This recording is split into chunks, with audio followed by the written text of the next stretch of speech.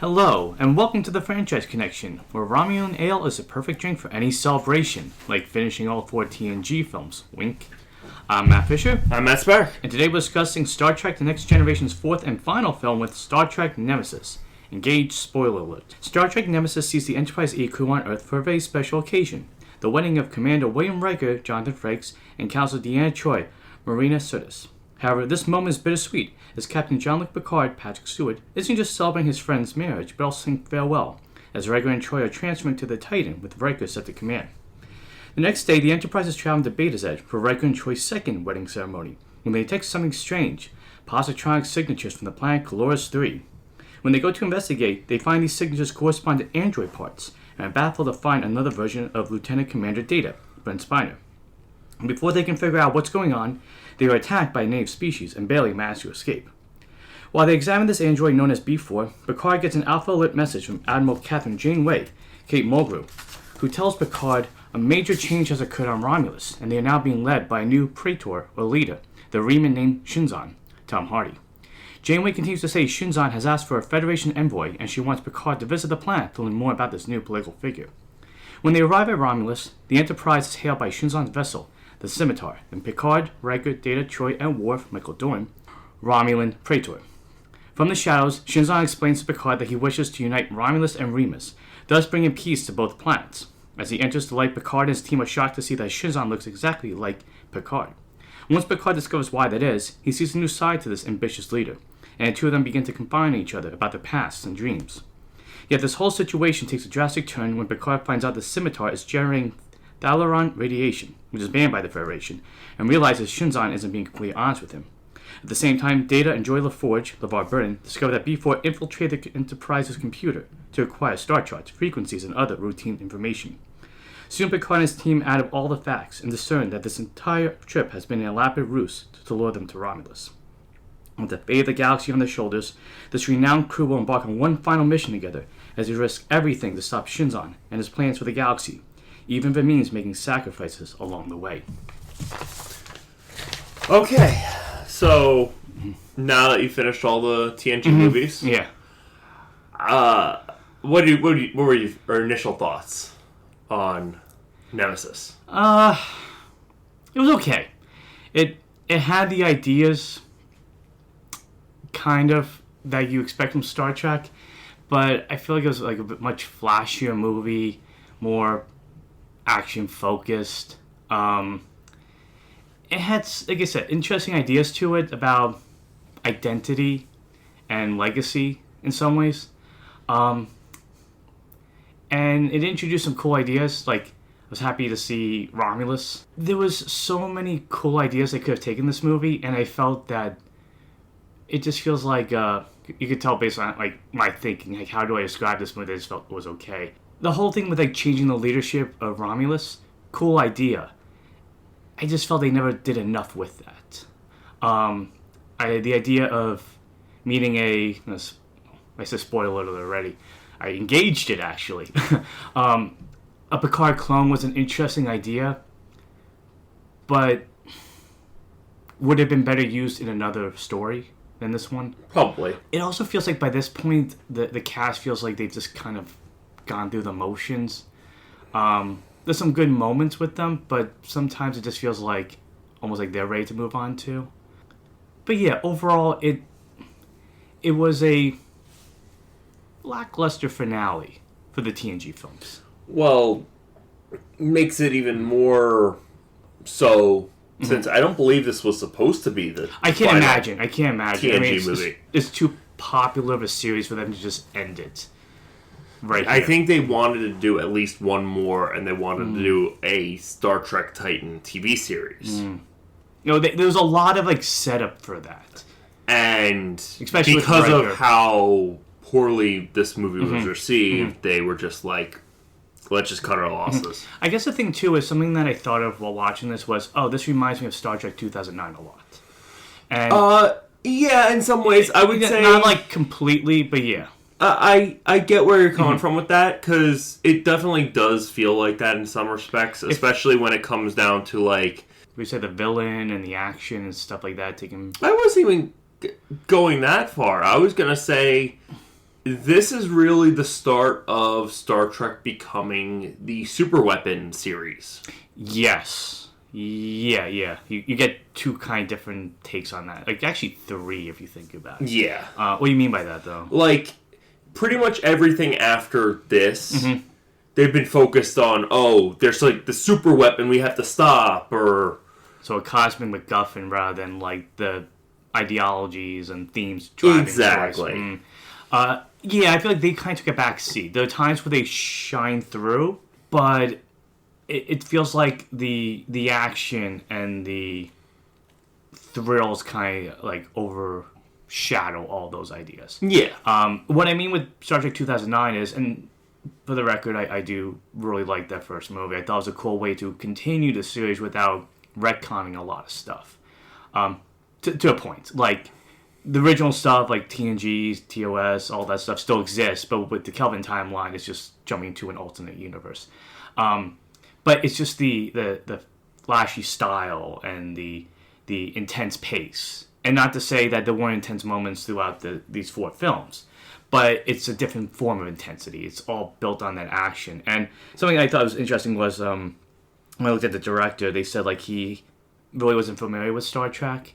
And like I think it said like he did executive decision. So you got more of like an action mentality with this movie. Not overtly, but I can definitely see that because it feels like this movie was borrowing heavily from other sci-fi movies, such as, specifically when they're on the planet where they find B4, reminded me a lot of Mad Max. I was thinking Pitch Black actually when you said that. In the beginning of Pitch Black when they go on the planet, it's like all bright sun. That works too. But yeah, it reminded me of like a Mad Max or a Pitch Black. So it's almost like you would say like Star Trek was kind of like, you know, not keeping its identity but starting to borrow from other sci-fi things to stay relevant. Yeah, I can see that. And when they were in the Romulan Senate, it reminded me a lot, especially when they brought up trade discussions. It reminded me a lot of Phantom Menace, which had come out a year before. Which had come out 3 years before this movie. I was thinking about that too. Like that. I also was thinking like how it was cool to see. Did you only see glimpses of Romulus? In the show, but to see like that kind of like Roman setting, I thought was kind of cool. Especially with like the pyres burning. But yeah, no, Star Wars. Yeah, I was thinking about that too. I'm like, trade discussions. Yeah, this what you want to start a movie. I mean, at least it ended differently. Yes. The Data becomes a Jedi Knight. No. He's just being a Padawan. He has all the information. But yeah, I have to say those aspects I liked, but I feel like once the big reveal and the action takes place, that's all that matters. It's not about why the characters are doing this or whatever to a huge extent. It's just kind of like we've got to stop this from happening. Yeah, pretty much. Yeah, like, but why? Like, what is the really idea behind this? So yeah, initial thoughts was it. I can see why people are frustrated with this movie. I could say outright it was probably my least favorite of them. It felt... It had a movie look to it, kind of like First Contact, but it just kind of lacked some of the more complex moral dilemmas that movie introduced. What about you? Because you've seen this movie before, right? Honestly, on a rewatch, I actually enjoyed it. I enjoyed it more than Insurrection. I just felt like everything for me with Insurrection just fell flat. The villains fell flat. The story, while it had the ideas of Star Trek, it just was mostly portrayed very boringly. I mean, I'll agree with you. I feel like the Sora were just kind of like underdeveloped villains, so there wasn't much to go on with. Yeah. I'd even say this villain's better than the villain in Generation. Yeah, no, I mean, that's what I mean. Like, I like aspects. I thought the villains were interesting, especially because it's the first time we get to see Remans who live on Remus ever, really. Yeah. I honestly keep forgetting that, like, Romulus and Remus orbit are close to each other. It's kind of funny because when you see them, they're like space vampires. Yeah. Which is a cool idea. Space vampire. That live underground because the atmosphere is, like, toxic. Yeah. Which begs a lot of questions. A bit, yeah. But yeah, you still went with villains. Yeah, I agree. Generations villain was small. He was serviceable. This is a small scale villain. Like, he had a particular goal. It wasn't... He felt me a little more like an episode villain as opposed to like a film villain. Yeah, which is why I felt like that first movie felt like an episode on the big screen. A TV show, a movie as a TV show rather than a TV show as a movie, which is what we kind of see with First Contact. Yeah. I'm not a biggest fan of the super weapon trope that it's starting here. Yeah. Like, because especially since it gets done to death in future things. I mean, it's still even a thing in Picard season 3.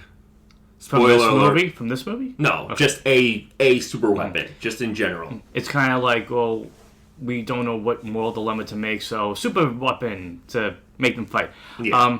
No, I do think the villains are interesting and the cooler looking. They're cooler looking. They're more developed. They, sometimes the motivations aren't like the most consistent. Yes, but they still, you understand for the most part their motivations and why they want to do what they're trying to do.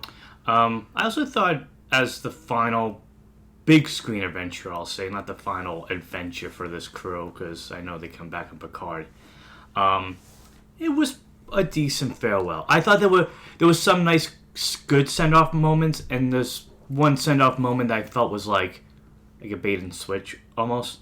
But for it to kind of like feel like this crew's moving on, it did accomplish that, for sure. Yeah.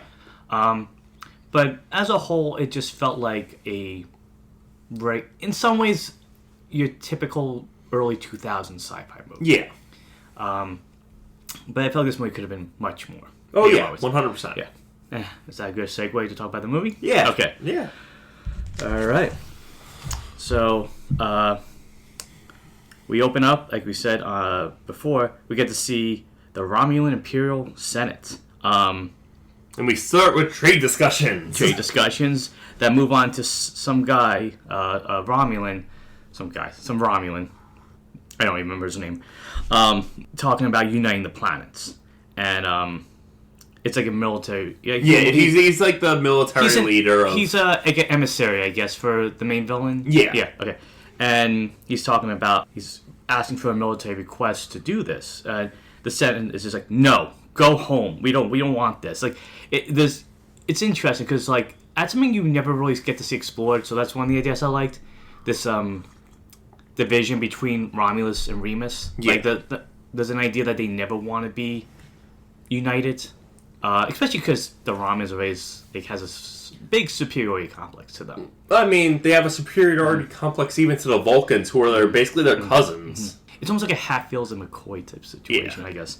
And like I said, I thought the set in this scene was really cool to see. I loved seeing the Romans, the Romulan Senate, and the Roman structures. It looked like something out of Rome. Exactly. Yeah, and I also like they did have like the sashes, and it felt like. As I said, it felt like something out of like the HBO series Rome. Yeah, and so that was kind of cool to kind of like, because that's what Star Trek's always kind of interesting at doing, is like taking familiar settings and kind of giving a futuristic setting, but kind of going like, oh, this is what we're alluding to, but we're not saying it outright. And yeah, like you said, they go back to talking about trade talks, which is fun. I went trade talks with who? Because it'd be who's ever on the other side of the neutral zone, also. But then. Romulan lady, whose name we find out later on, she leaves a device in the Senate, and it activates, and it releases a big green beam. That kills everybody. Yeah. And this felt like it was like the test of his weapon. Oh, absolutely. Absolutely. Because it's, when you see it later on, this is like a model of it. Yeah. And later on, you see like the actual machine. But yeah, it releases like this green beam that turns into green particles, and it covers everybody. And they turn to dust, and they all crumble. The whole Senate's dead. So, interesting way to start the movie. And then we cut to the wedding. Mm-hmm. But before we know it's a wedding, Picard's giving a very astute and... best man speech. About duty and career. And you're like, well, who's he talking to? What's going on? And he pulls back to see, it's a wedding speech. And he's Riker's best man. Which means that he's Riker's number one in this scenario. And it's a lovely moment. So it's interesting. Like, we've had discussion about maybe on the podcast or just in general, Riker and Troi, that the movies are what kind of made this coupling a thing. Whereas the show was just like a little back and forth and them trying to figure out their feelings for each other. Yeah. But I have to say, they always were a nice couple. And like I said in the last movie, they had like a lot of cute moments that were kind of showing that relation was finding its spark once again. So it's a really nice setting. It's really peaceful. It's pleasant. It's lovely. Everybody's there to celebrate, including, and did you notice Wesley was there? Yes. Which raises some questions for me. Because I thought he was hanging out with the Traveler with like, hey, I got a wedding to go to, so hey, Traveler. So, I mean, the Traveler can travel anywhere in time and space. He's basically Doctor Who. He could have been a wedding crasher, really. It's like, I'm on the list. Are you? Let me go back in time. Yes, I'm on the list. So, this wedding scene, in the novelization of Nemesis, Pulaski's there as well. Interesting. Oh, that makes sense. I like that. What about Luxana? What about her mother? I have to imagine her mother was there. Her mother's there. I have to think so. They go to they go through a list of people who were there. But have you read it? No, but I read up on that, and they specifically mentioned that Pulaski, Wesley actually even has a line of dialogue in the book saying he actually went back to Starfleet Academy. Does that undermine his character arc from the show? I mean, granted, the book isn't canon because the what was it? The kids show, the Star Prodigy. Prodigy. He's still with the Traveler, and he still has the Traveler powers. Okay. Okay. I liked his end on that show, realizing like, well, maybe everything I kind of like set myself to do isn't what I really want to do in life. Yeah. And to have him in this novelization, which I guess I'm happy is not canon, say like, no, I'll go back to Starfleet. Maybe this is why. Following and then they specifically mention Guinan has like more dialogue in the book. Okay. Yeah, that because I liked her little line in this movie. Every time I want a little more of her. I always love seeing Whoopi Goldberg's Guinan. She's just a nice character you want to hang out with and talk to. So yeah, more dialogue with her would have been great. Although she does have a good line in this movie. And like you said, Guinan's also there, which I was really happy to see. I was like, yay, I missed her in the last two movies. And as Picard's going on with the speech, he's telling everybody that Riker's going to be going to the Titan. Like you said, do you feel like it was more of a setup for a possible spinoff? Yeah, it was almost definitely a setup for a spinoff. And had this movie done better, I'm 90% sure they would have made a Titan TV series. Which makes you wonder. Well, I'll finish that thought when I say this. But he goes on to say that Data is going to be his new number one, and he jokes around about him like having to disagree about going on away missions, and Data's like, well, it is protocol. He's like, Data, shut up. He's like, I've been waiting 15 years to say that. Pretty much, because every time he told Data shut up, it was kind of a politely done. Way to make a scene at a wedding, Picard. Yeah, it makes you wonder, like, a TNG movie without Riker and Data's as his number one would have looked like. Yeah. It's kind of interesting. So, I will say this about the Titan spinoff. We do somewhat get that in books. And Lower Decks, right? And Lower Decks. Yeah. But we do get there's a series of Star Trek books that are just the Adventures of the Titan. Oh, cool. That I'm guessing would have been used as Yeah, I also feel like in in these movies, like by this point, Riker has become comfortable with the idea and very confident with the idea of being a captain. Like, throughout the show, he's very conflicted about duty versus his career progression.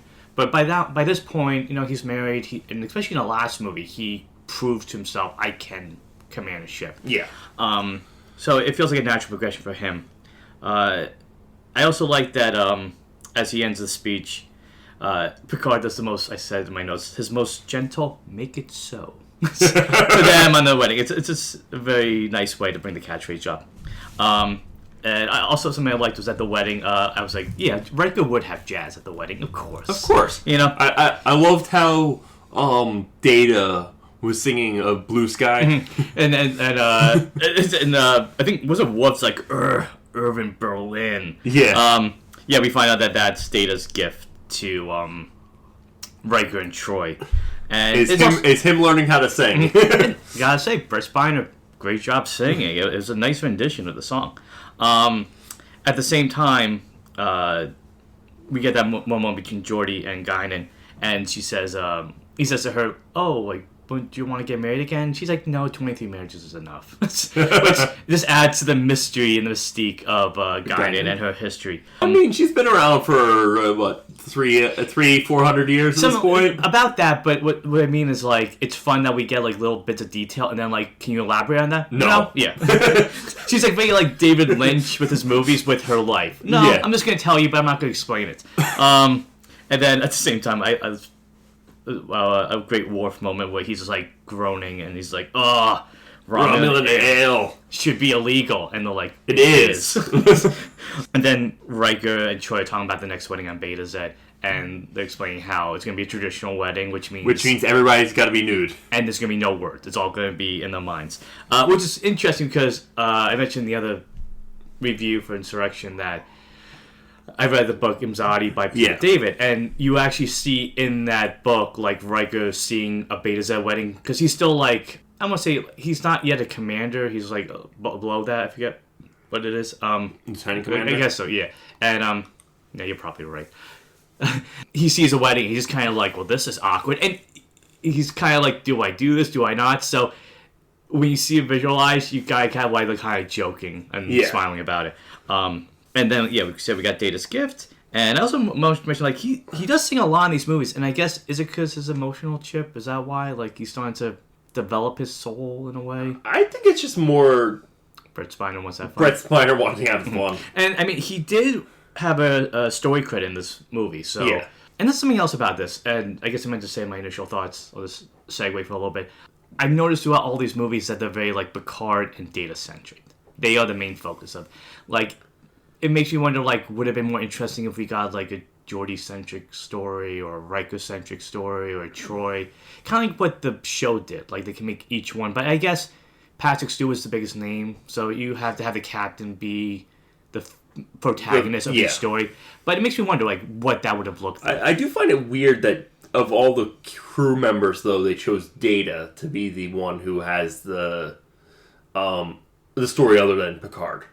Yeah, because I feel like there's other ways... granted, he does have, like, a very cool character arc throughout the movies, but it would have been interesting to see, like, Riker having more of a character.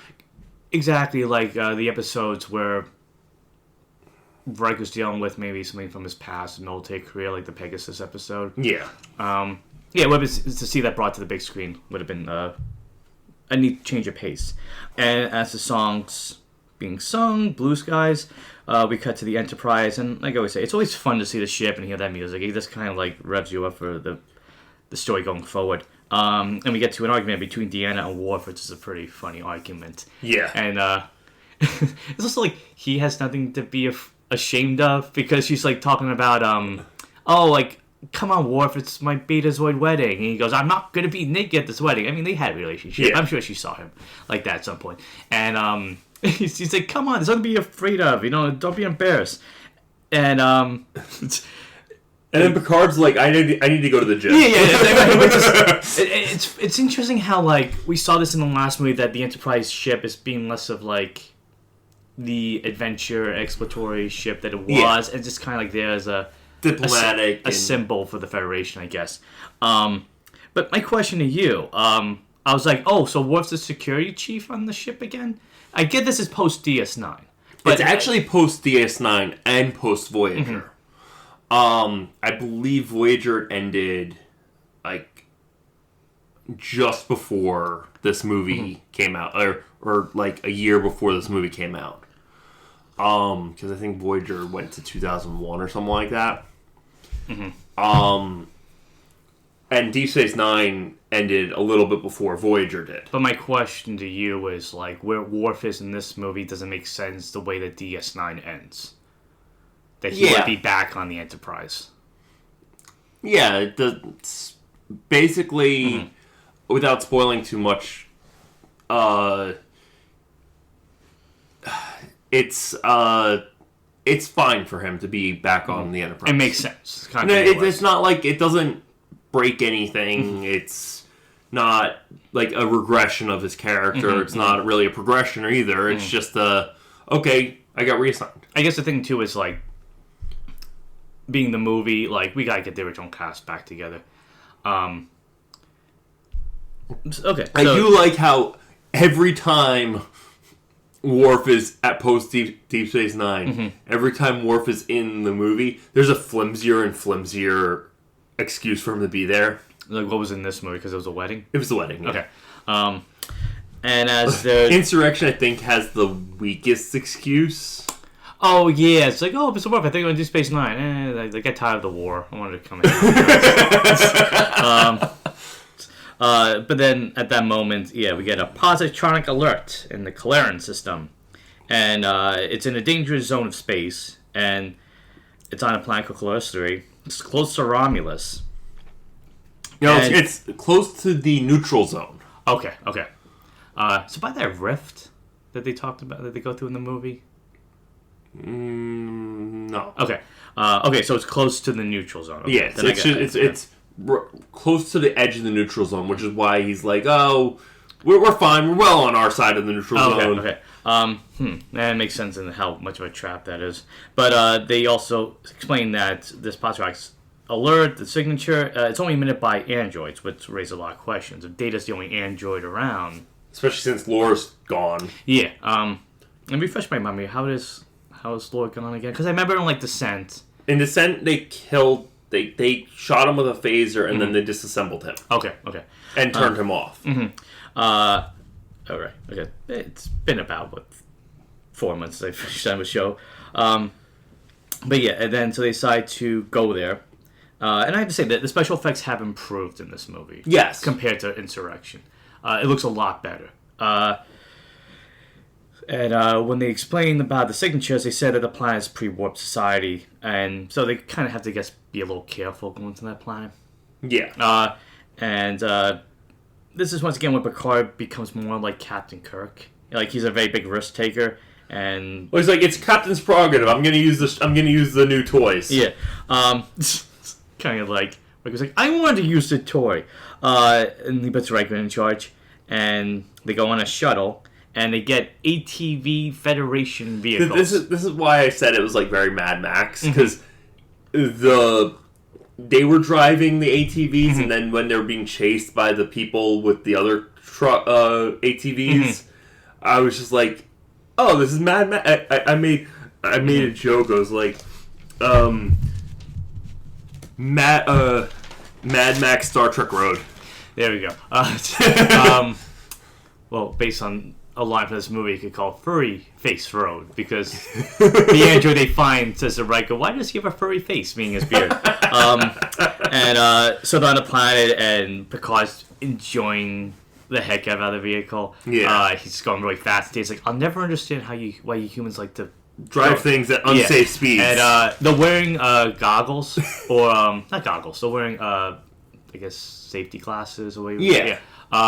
But in my head, there's a joke from The Simpsons I love, where they're watching an old movie and they're running out of air, these astronauts, and like, put on your goggles, and and they're like, okay, we can breathe again. I'm like, they got the Simpson goggles. That's why they're able to breathe on the planet.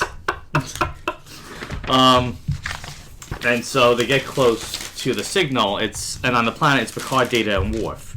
And a hand comes out of the ground and grabs Worf, and Data's like, oh, it's an android, and Worf's kind of like, yeah, I could figure that out. She's like, duh. But they keep finding more pieces. They find a foot and a leg, and everybody's just kind of confused. And then they get to the last piece, and it's a head that looks exactly like Data. Yeah. And something interesting is, when I saw that in my head, I'm like, oh, is this Lore coming back? And I thought that would have been kind of interesting. It would have added more excitement and more an interesting development to Data's story if Lore had come back. Because, like you said, he was ripped apart and deactivated, but he wasn't completely destroyed. And actually, it would have lined up too, because, like you said, if he was disassembled Well, they moved. I believe they brought Lore's body to the Daystrom Institute. Oh, okay. But who's to say it couldn't guide? Well, I mean, it's on Earth, so. Mm-hmm. But I mean, like it. There's ways that it could have been Lore that I think would have made a nice little, add more conflict for Data and for the whole crew. Maybe if Lore was, well, I guess it would repeat some ways, but I don't know. I like seeing Data versus Lore. It's just fun to see. I like B4 because I like seeing like proto Data. Mm-hmm.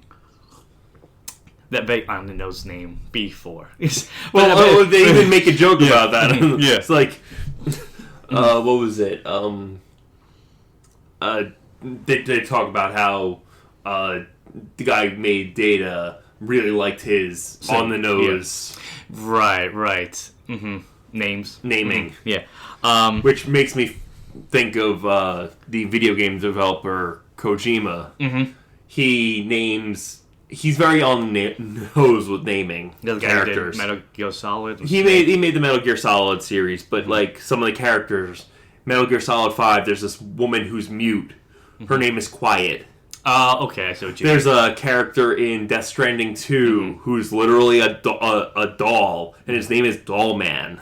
So you're saying if somebody makes a real life Data in our world, it's gonna be him? Yeah, probably. And yeah, so they get to the head, and everybody's just kind of like, "What?" And before they can think of anything, they'll be attacked by these aliens and other ATVs, and through pretty heavy-duty weapons, and it adds to a fun chase. I gotta say, the chase scene was pretty fun, and also like Data's activating the shuttle to bring them back. But I did find it funny that the head's like talking to the whole thing, like how Data was in the early seasons, and he looks at Picard and goes, "Why do you have a shiny head?" And I thought it was funny that I was like, "Oh, here's one way to shut Data up. You put his head in a box." Because it does work. And there's a big chase scene. Like I said, it's fun. I think it works for the story in the moment. Also, it kind of raises questions like, who are these aliens attacking them? And are these the aliens that we do see later in the movie? Yeah. Okay. So it was part of the trap. Yeah, they were the Remans. Because they were also I went back and rewatched the beginning just to see. And yeah, I was like, no, they're the Remans. Mm-hmm. It also makes sense because they're covered, so you don't see their faces because they can't be exposed to the sun. But I have to say, I was like, oh, they're pretty creepy alien attackers. But then luckily the shuttle shows up, and I liked how when they jumped into the shuttle, it reminded me of Thelma and Louise. So it's a bit spoiler for that movie. You haven't seen it, but it's like, oh, maybe they had a shuttle, they would have had a happier ending. I mean, it was that's a very complicated ending to look at. But it reminded me of Thelma and Louise. It would have been better if Picard and Data were holding hands when they were jumping through it. So they bring the android back to the ship and they scan the parts, and Crusher is joking about the eyes on B4. We don't know his name yet, but she's like, "Oh, you have nicer eyes." He's like, "But they're the same eyes." And that's a theme and a motif I saw throughout the movie. Eyes showing up again and again. I mean, the Winters of Soul to who the person is underneath, and we get an idea of that with Data and B4 and Picard and Shinzon. Yeah. And we discovered that this android is a prototype of Data, and his name was B4, like we said, because he's B4 Data. But he has no idea who he is or how he got on the planet. It kind of makes you think, like, if this is how Data was when they first found him on that planet he was recovered on. He's very primitive and literal, and he doesn't have as much of the capacity that Data has to learn and develop. Yeah, it's only like very simple things that he's able to kind of process, where Data's able, even if it's not truly complex, he's able to like understand it regardless. You have these questions at the same time. And yeah, like I said, he's looking around, and I also like he's like, he sees Riker, like I said, he's like, he has a furry face. It's like, why does he have a furry face? And then Data says to B4, like, he goes, "I am your brother," and B4 is just kind of like confused, like, what does that mean? Like, I don't have any siblings or whatever. Yeah. Right? Am I remembering that right? Yeah, no, you're right. But as that mystery unfolds, we get Alpha alert to Picard from Admiral Catherine Janeway. I'm sorry, I have to do the Lower Decks thing with the with what was it called again? The with the Pacloids? the Pacloids. Yeah. After Voyager, she, because I guess due to her getting the ship back from the Delta Sector and all her spoiler alert, I haven't watched all of Voyager yet. I know, yeah. It's the foregone conclusion of the show. I mean, they had to have come home. Come on, like that would have been like the really dour ending to have that ship still be in space. But yeah, go ahead. After they make it home, due to her actions and the actions of her crew and a few other people who are on Earth. I was thinking about that because I'm like, that whole story, that whole series, like, it makes sense that she would get a promotion. Yes. She would be an admiral. So that makes sense. That's where she is. And actually, a while back, I found this Star Trek comic where they're playing the Borg. And in that comic, they mentioned that she's Admiral Janeway. So that comic probably has to take place a little before, maybe after this one. So that makes more sense now in my mind with the continuity. But she explains to Picard that there's pretty much been a coup on Romulus. And we want to send a diplomatic mission because you've been invited. You've been invited. There's a person named Shinzon who took over, and he's a Reman. And that shocks Picard when he goes, and like, we know this is unprecedented, it's strange. But basically, like, he wants a Federation envoy to go there, and you're the closest one, and we want you to go. Which makes you think more and more that this was a trap. Yeah, it was all set up. But then I thought it was kind of interesting that he does go on about the Sona and the Borg, and it's kind of like all the things that they face in the other movies. Because, you really can't list the villain from the first movie, because I guess it's the Nexus and Sauron. He's not going to put Sauron on the same level as that. Because a little bit like, he has a bit of trepidation, I guess it is. Kind of like, this is like really strange. Like, we're going to Romulus. The Federation never goes to Romulus. But, he's ready to find answers, so he goes to Romulus. And this would be our second time going to Romulus? I guess so. Because during the unification episode, they go to Romulus. Yeah, because I don't think you really see much. You don't see much of their plan because it's beyond the neutral zone. They don't go there unless they really, really have to, and they have ways of getting there stealthily. Yeah, and I thought it was kind of interesting. Like in the show, you got kind of more like the street level, working class view of Romulus, and this one you get the more high class. Yeah, a political aspect. And as they're traveling to Romulus, they mentioned what Remus is, and they said, and help me remember, even though I put my notes on, that planet, like... It's not even a planet, it's a moon. It is a moon, okay.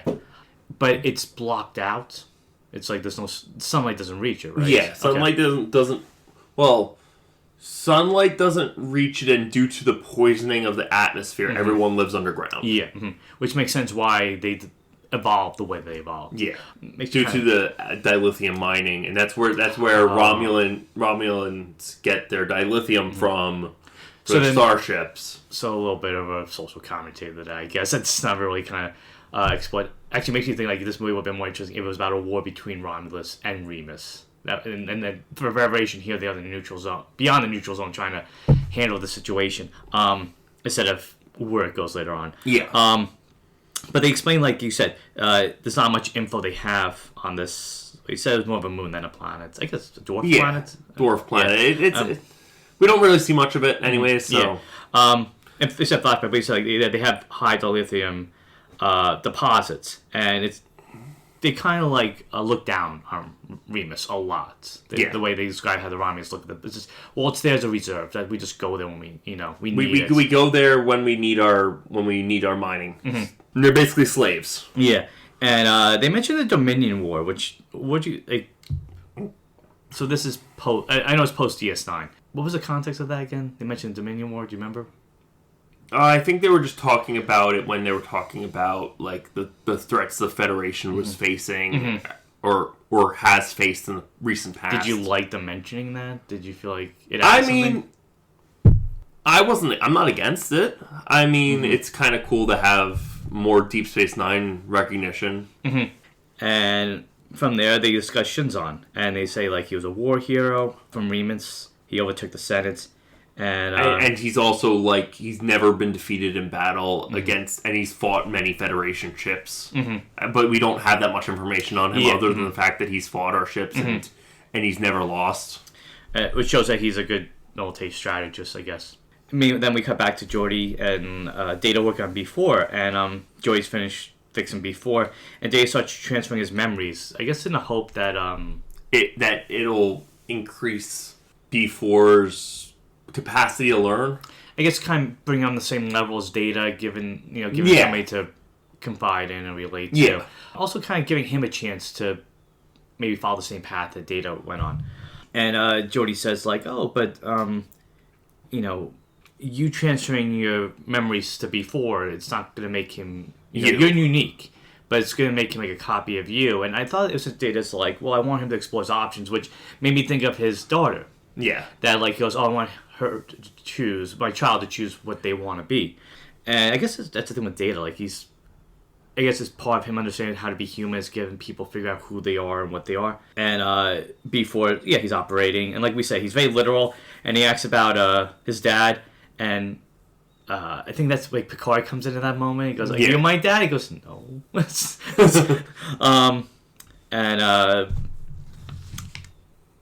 They find like another port on Data's on B4's neck. B4's neck. Yeah, and they're like, what's this for? Mm-hmm. But before they can figure that out, Data has to go with Picard, and Data goes off, and he tells B4 to stay with Geordi. And then we get around this time, I noticed the space shots look really, really nice. Yeah, like I said, those really improved from Insurrection. Because Insurrection was, I guess, that late 90s CGI, it never really kind of meshed as well as it could have together. Yeah. But, here it feels very seamless. It blends in really well. Mm-hmm. It was just something I noticed. Mm-hmm. I was like, these look really nice and, like, almost...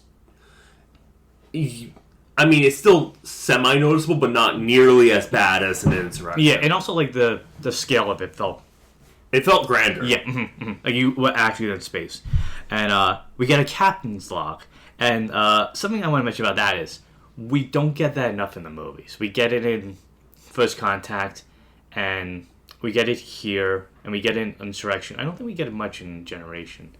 But I always like hearing that, because it feels like it's recounting the event that they went on. Is something captains always do. You said something to me off podcast about how the star date is never mentioned. Yeah. What are your thoughts on that? I just kind of like having that little detail. It makes it fun. It also gives a sense of continuity. Continuity, but it gives you a sense of how far each adventure has come, like how long in between and stuff like that. Even if I don't really add it up, it gives a sense of this has happened post this has happened early to this moment. It helps, and it's kind of always a nice detail. I always that's the fun about when you put on the episodes and getting that star date. You're like, oh, it just makes it adds more to the whole narrative. So they go to Romulus and they're waiting there. And they're hailing... They're waiting for 17 hours. Yeah. I mean, they have the holodeck. They can keep themselves busy. I mean, 17 hours is still a long time. Then finally... Also, they're being patient because, just wait. A big, scary ship shows up, and it's heavily armed. It's something they've never seen before. It has massive weapons and shielding and stuff like that.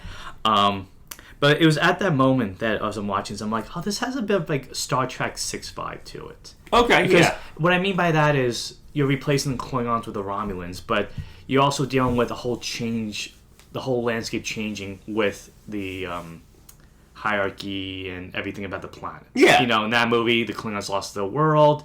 This one, the Romulans having a change in leadership. Yeah. And they're hailed by a Reman on the ship, and he's like, "Oh, hi, Shinzon, Captain Picard." He goes, "I'm not Shinzon. I'm his viceroy." And doesn't really get a name. He's just the viceroy. And this is a scimitar, the Reman Warbird scimitar. It just confused me so much. Warbird, bird of prey. I get a little mixed up in my head with that.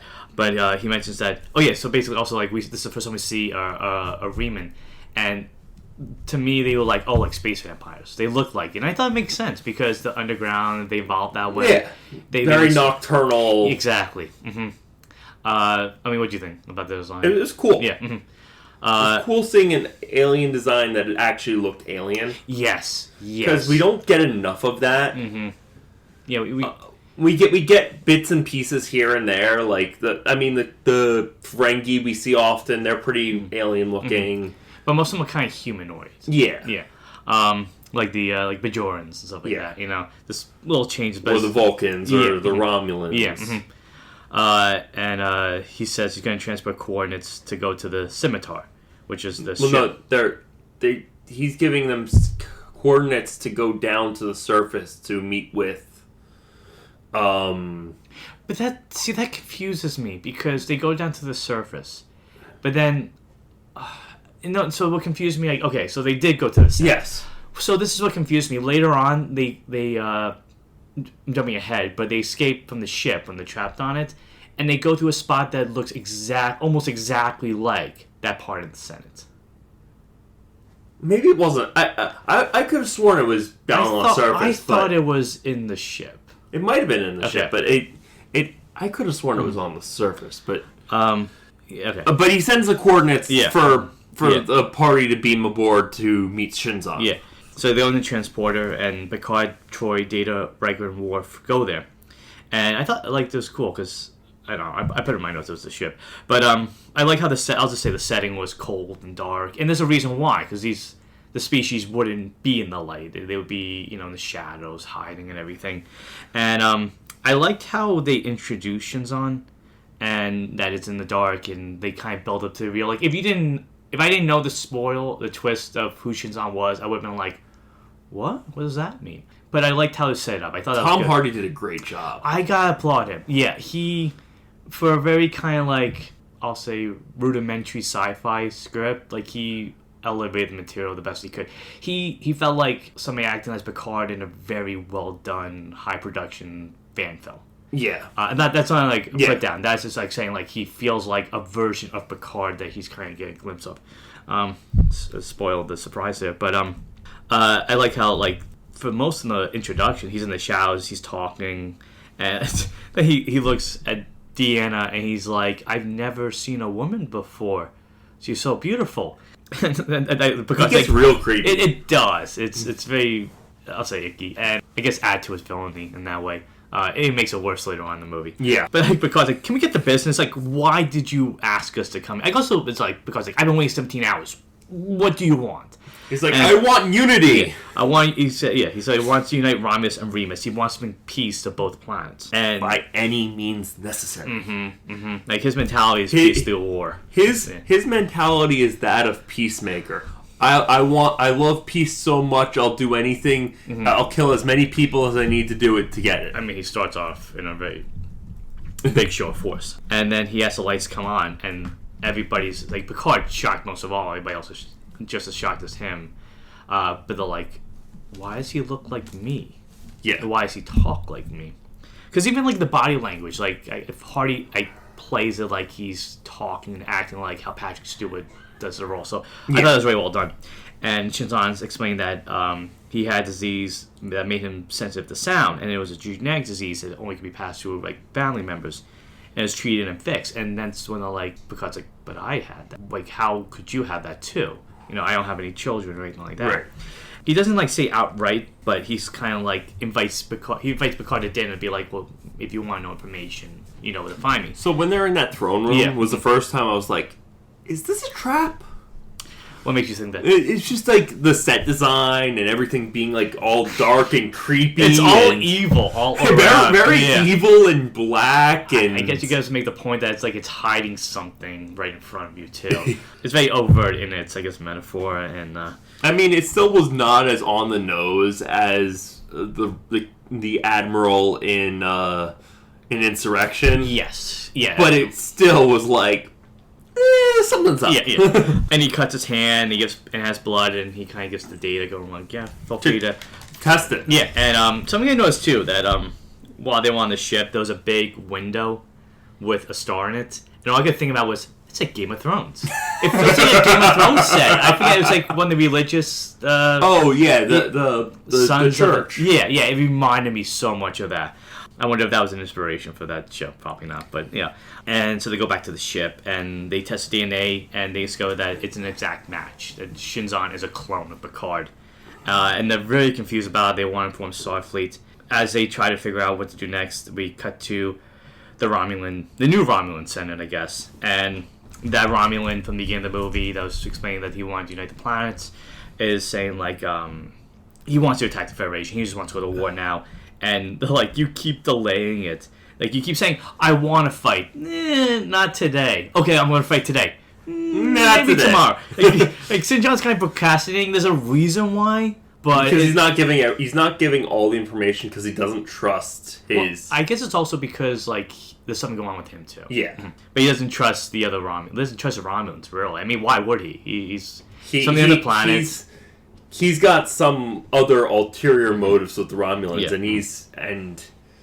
he's keeping them in the dark on purpose. And then he screams at the Romulans to just be patient, Which is funny, because that's what Picard said earlier in the movie. And then we meet the lady Romulan, who's known as Commander Deanna, and like... She was great. I thought she was cool. I really would have liked more character development to her. I'm glad she kind of gets a bit of a moment toward the end of the movie, but she's like a foil or a difference of opinion compared to Shinzon. Yeah. But he's talking to her, and he's saying, like, you know, I want allegiance with you.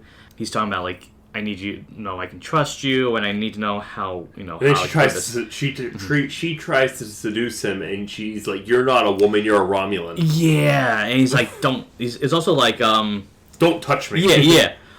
He's like, if you touch me next time, you'll die. he's kind of saying, like, if you act well, you'll be rewarded, you know, all this will be for something. But I also like how Hardy in the scene, kind of like F. Murray Abraham in the last movie, there's like moments where the villain just has fun with the lines, especially the actor. He's like, now go! And as she's leaving, he falls to the ground like he's sick, something like he's hurting. And I put my notes, I'm like, Deanna's like looking at him, and it's kind of like, yeah, should she be seeing this? Like, she knows, like, okay, now I definitely don't know what to believe from you. And then we cut back to the ship, and we see B4 with Spot, and I was so happy to see Spot. Yeah. I just like dating Spot. It's a nice pairing. And I have to wonder, I guess, you know, Spot's a cat, it's an animal, but like I wonder if there's a sense of like, it just sees data no matter what.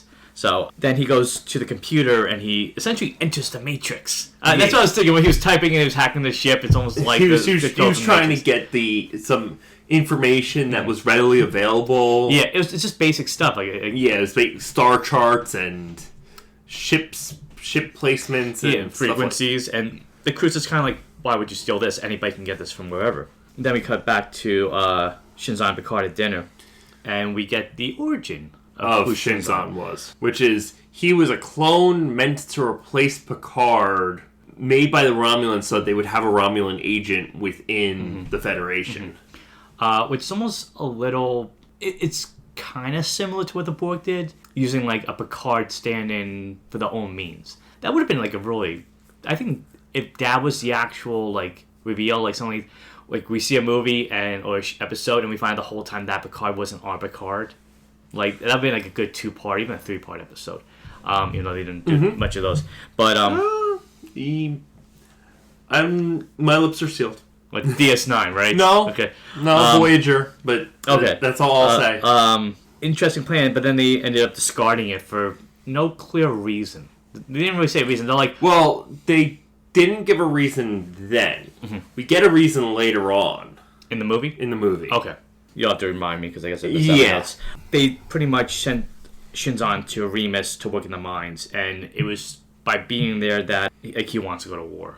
The Romulans treated the Remans like slaves, and that he essentially is like, I want to destroy the Romulans. It's a bit of Spartacus thing to it also. Yeah. Especially with like his viceroy who like stands with him no matter what. And again, something interesting when talking to Picard and they look at the eyes and they're like, same thing with Data. It's like, you know, you're looking to a person's soul, like who they are. Like, even though they look alike, is there a difference to them? Yeah. And I think in this case, it's more of like who I could have been if... This is like nature versus nurture almost. Yes. It kind of reminds me of there's an episode of Doctor Who where I think it was the Dalek leader, but like we go back in time, and a bit of spoiler for the episode if you're watching Doctor Who right now. It's during the Capaldi era, and you see him go back in time, and you see this kid on a battlefield, and that kid turns out to be the Dalek, I forget his name, leader, and the Doctor shows him compassion, kind of like, well, maybe if you show a little bit kindness, that person can maybe change the path they're on. So yeah, I think there's something to be said if Shinzon got that compassion. He did get care, but it just kind of fueled his need for war and rebellion. And while there, he also says, like, you know, he saw the slaves mining the lithium, and that he experienced, like, starvation. He was also the only kid there, so it made him even feel more alone and confused about, like what happened to me. Like, I was set up for this, and I'm sent to be a slave. Like, what's going on? And he explains that the Viceroy took pity on him, and he remains a helper to this day. Which you do see that loyalty throughout the movie. Especially like when like we saw with, especially like late in the movie when the Remans are boarding the Enterprise. Yeah, like the Viceroy is one of the Remans who boards the Enterprise. Because his most loyal friend, pretty much. It's his Riker in a way, which I guess makes sense why the two of them are fighting it. That's why the movie. And basically, he led a revolt. He helped the Remans. He took the freedom, and he didn't care really how many dead Romulans it took to make that happen. Which is why, like you said, the peacemaker mentality. He doesn't care who he has to kill, as long as he has peace. And then we go to the further. In this interesting conversation, they're discussing like the different ideas and identity, and he says to Picard, like, I'm a clone of you, but like, who are you? Where do you come from? What's your history look like? And I always like hearing Picard go on about his family. There's an unexplored aspect to. He's like, and Picard's like, I'm the first person in my family that was an explorer. Everybody else. The first one would go outside the solar system, and that he explains that both of them kind of like look toward new worlds in the future, like how can we make things better. Granted, Shinzon's making it better through a more extreme measure, but there's a sense of similarity to the two of them. And Picard really wants to believe, like, you know, he wants to believe. He doesn't fully believe, but he doesn't trust. I mean that. Shadowy introduction on the ship doesn't help, but it's kind of like a case of like, if he's me in a way, does that mean I don't trust myself? There's a part of me what's in his interesting DNA. Is he didn't trust Shinzon, and then we get the information about the Therion radiation, and he's like, I really don't trust him now.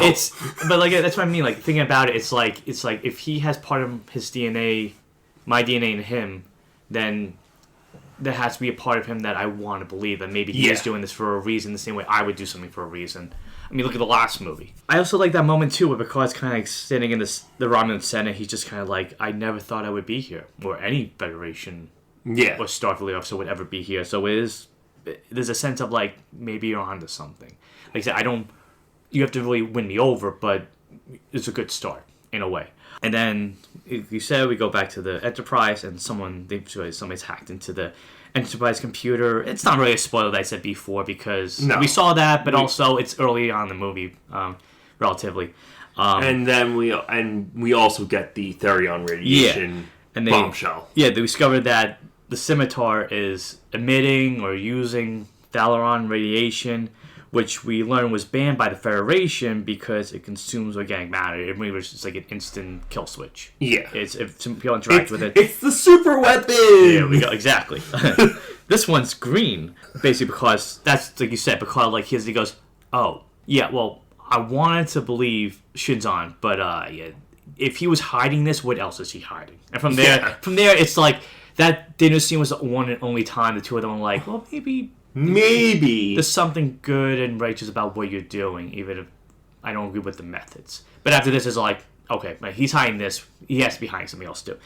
Again, we get into the moment with Shinzon the Viceroy with the like, you're wasting time. We have to act now. He's like, no, we're gonna go back to the ship. Again, like, you get why Shinzon's doing this, but at the same time, it's like, he's procrastinating. Like, he really could have just like got his plan in motion and would have happened a lot faster. But he's just like, I'll get to it later. I have a lot of like TV or stuff I want to watch. He's gotta play my Kingdom Hearts. Yes. Gotta beat the 100-hour-long game. Well, by this point, Kingdom Hearts like 5,000, whatever. It'll never end. I'll have all the Disney properties. All the Disney properties, all the DC properties, whatever. And then we go to Picard reflecting on his meat dinner with Shinzon and looking at an old photo of himself, and Crusher walks in. And in some ways, like the way he describes the photo of himself, or Crusher says, like, one of them, I forget which one, that his young version self was a selfish and ambitious man. That's pretty much what Shinzon is. So there is a sense that he is a reflection of Picard. Just a very young, inexperienced Picard. Yeah. Picard, like you said, we go on to say, like, he wanted to believe that maybe there was something of his goal to unite these planets, that there was a sense that I wanted to trust that he knew what he was doing, but he's like, but this Thalaron radiation is telling me that he's hiding something. It's not good, and maybe he's playing something even bigger. And then we get a scene with Riker and Troi. Well, before that, we do get the reveal that it's quick, but like Data and Joy are like, oh, we know who hacked this ship. We know who did it, and we already have a plan in place. But before we can see what they do with that, we get Riker and Troi, and I feel like the scene didn't need to go in the direction it went in. It got really rapey really quickly. Well, it's very invasive and violating. Yeah. I even wrote my notes. I'm like, I'll explain like what happened. But Riker and Troi are in their room together, and they're having a romantic evening with each other after their wedding. Well, they're saying like, I didn't think our honeymoon would be like this, so it's a work honeymoon. You know? Then Deanna's like talking to Riker. It's like, oh, come to the bedroom, and they're having sex together. And it feels like this was added just to add it. I don't think we actually needed to have that moment, because it added nothing to the plot. I mean, like, we already know that they're in love, but I feel like it was just kind of, we need a sex scene, so we're just gonna put it in the movie. Well, no, I think it was more for what the psychic thing that the yeah, but I mean, like, we could have just had Deanna like talking to Riker and like, being like, then she gets a psychic vision. And it got really creepy and because they're having sex and all of a sudden Riker turns into Shinzon and he's like, Imzadi, and he says it in like the grossest way, and then it turns into the Viceroy, and she's like, well, she starts freaking out. Yeah, and I'm like, can you leave Deanna alone? Like, I don't. That's like one thing I don't like how they use her character, is that like this moments in the show where, like, I guess because like you need a psychic character to kind of like deal with violations and boundaries, but it's like, just leave her alone. Come on, like, I will say this: it's not as bad as one of the things that happens to a character in Star Trek Enterprise. Okay, all right. Well, that doesn't make me. They're without spoiling anything. It's worse than this. There are two things that happen to characters. Mm-hmm. One, a guy, and one, the Vulcan first officer. Okay.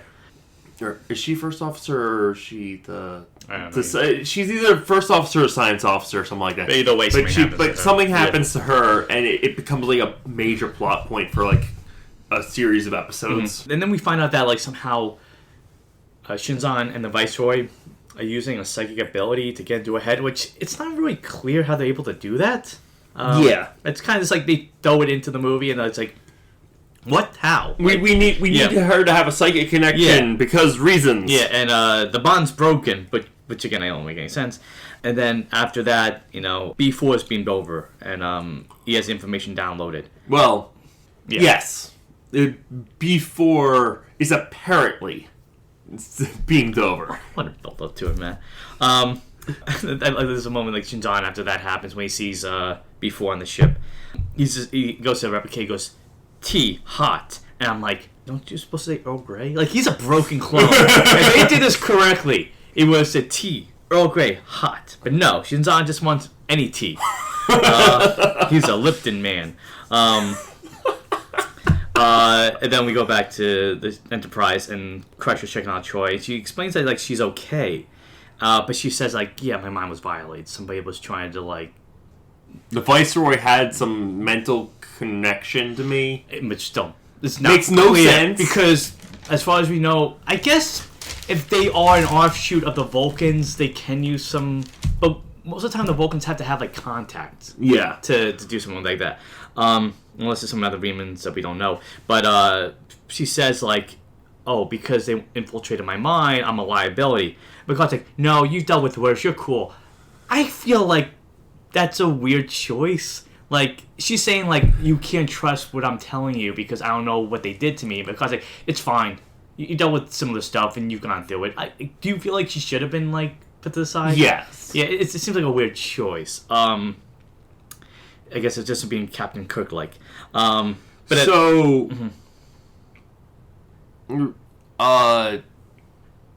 That's when we get Picard being kidnapped. Yeah, he gets transported over to the scimitar. Yeah, and we get him trapped, and they want to take his blood.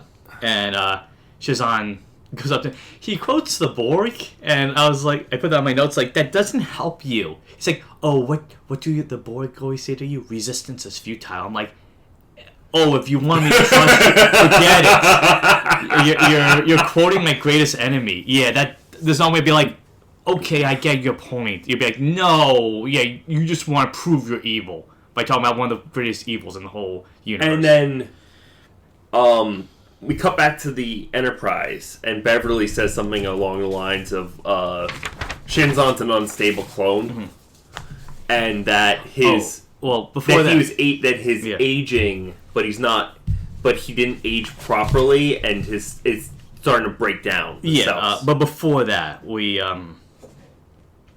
get to B4 shows up, and he goes, oh, I have the information we need, the location of the Starfleet that we want to attack, and I like how Shinzon says to him, like, go, and he's like, go where? Like, he's new, he doesn't understand anything. He goes, out of my sight.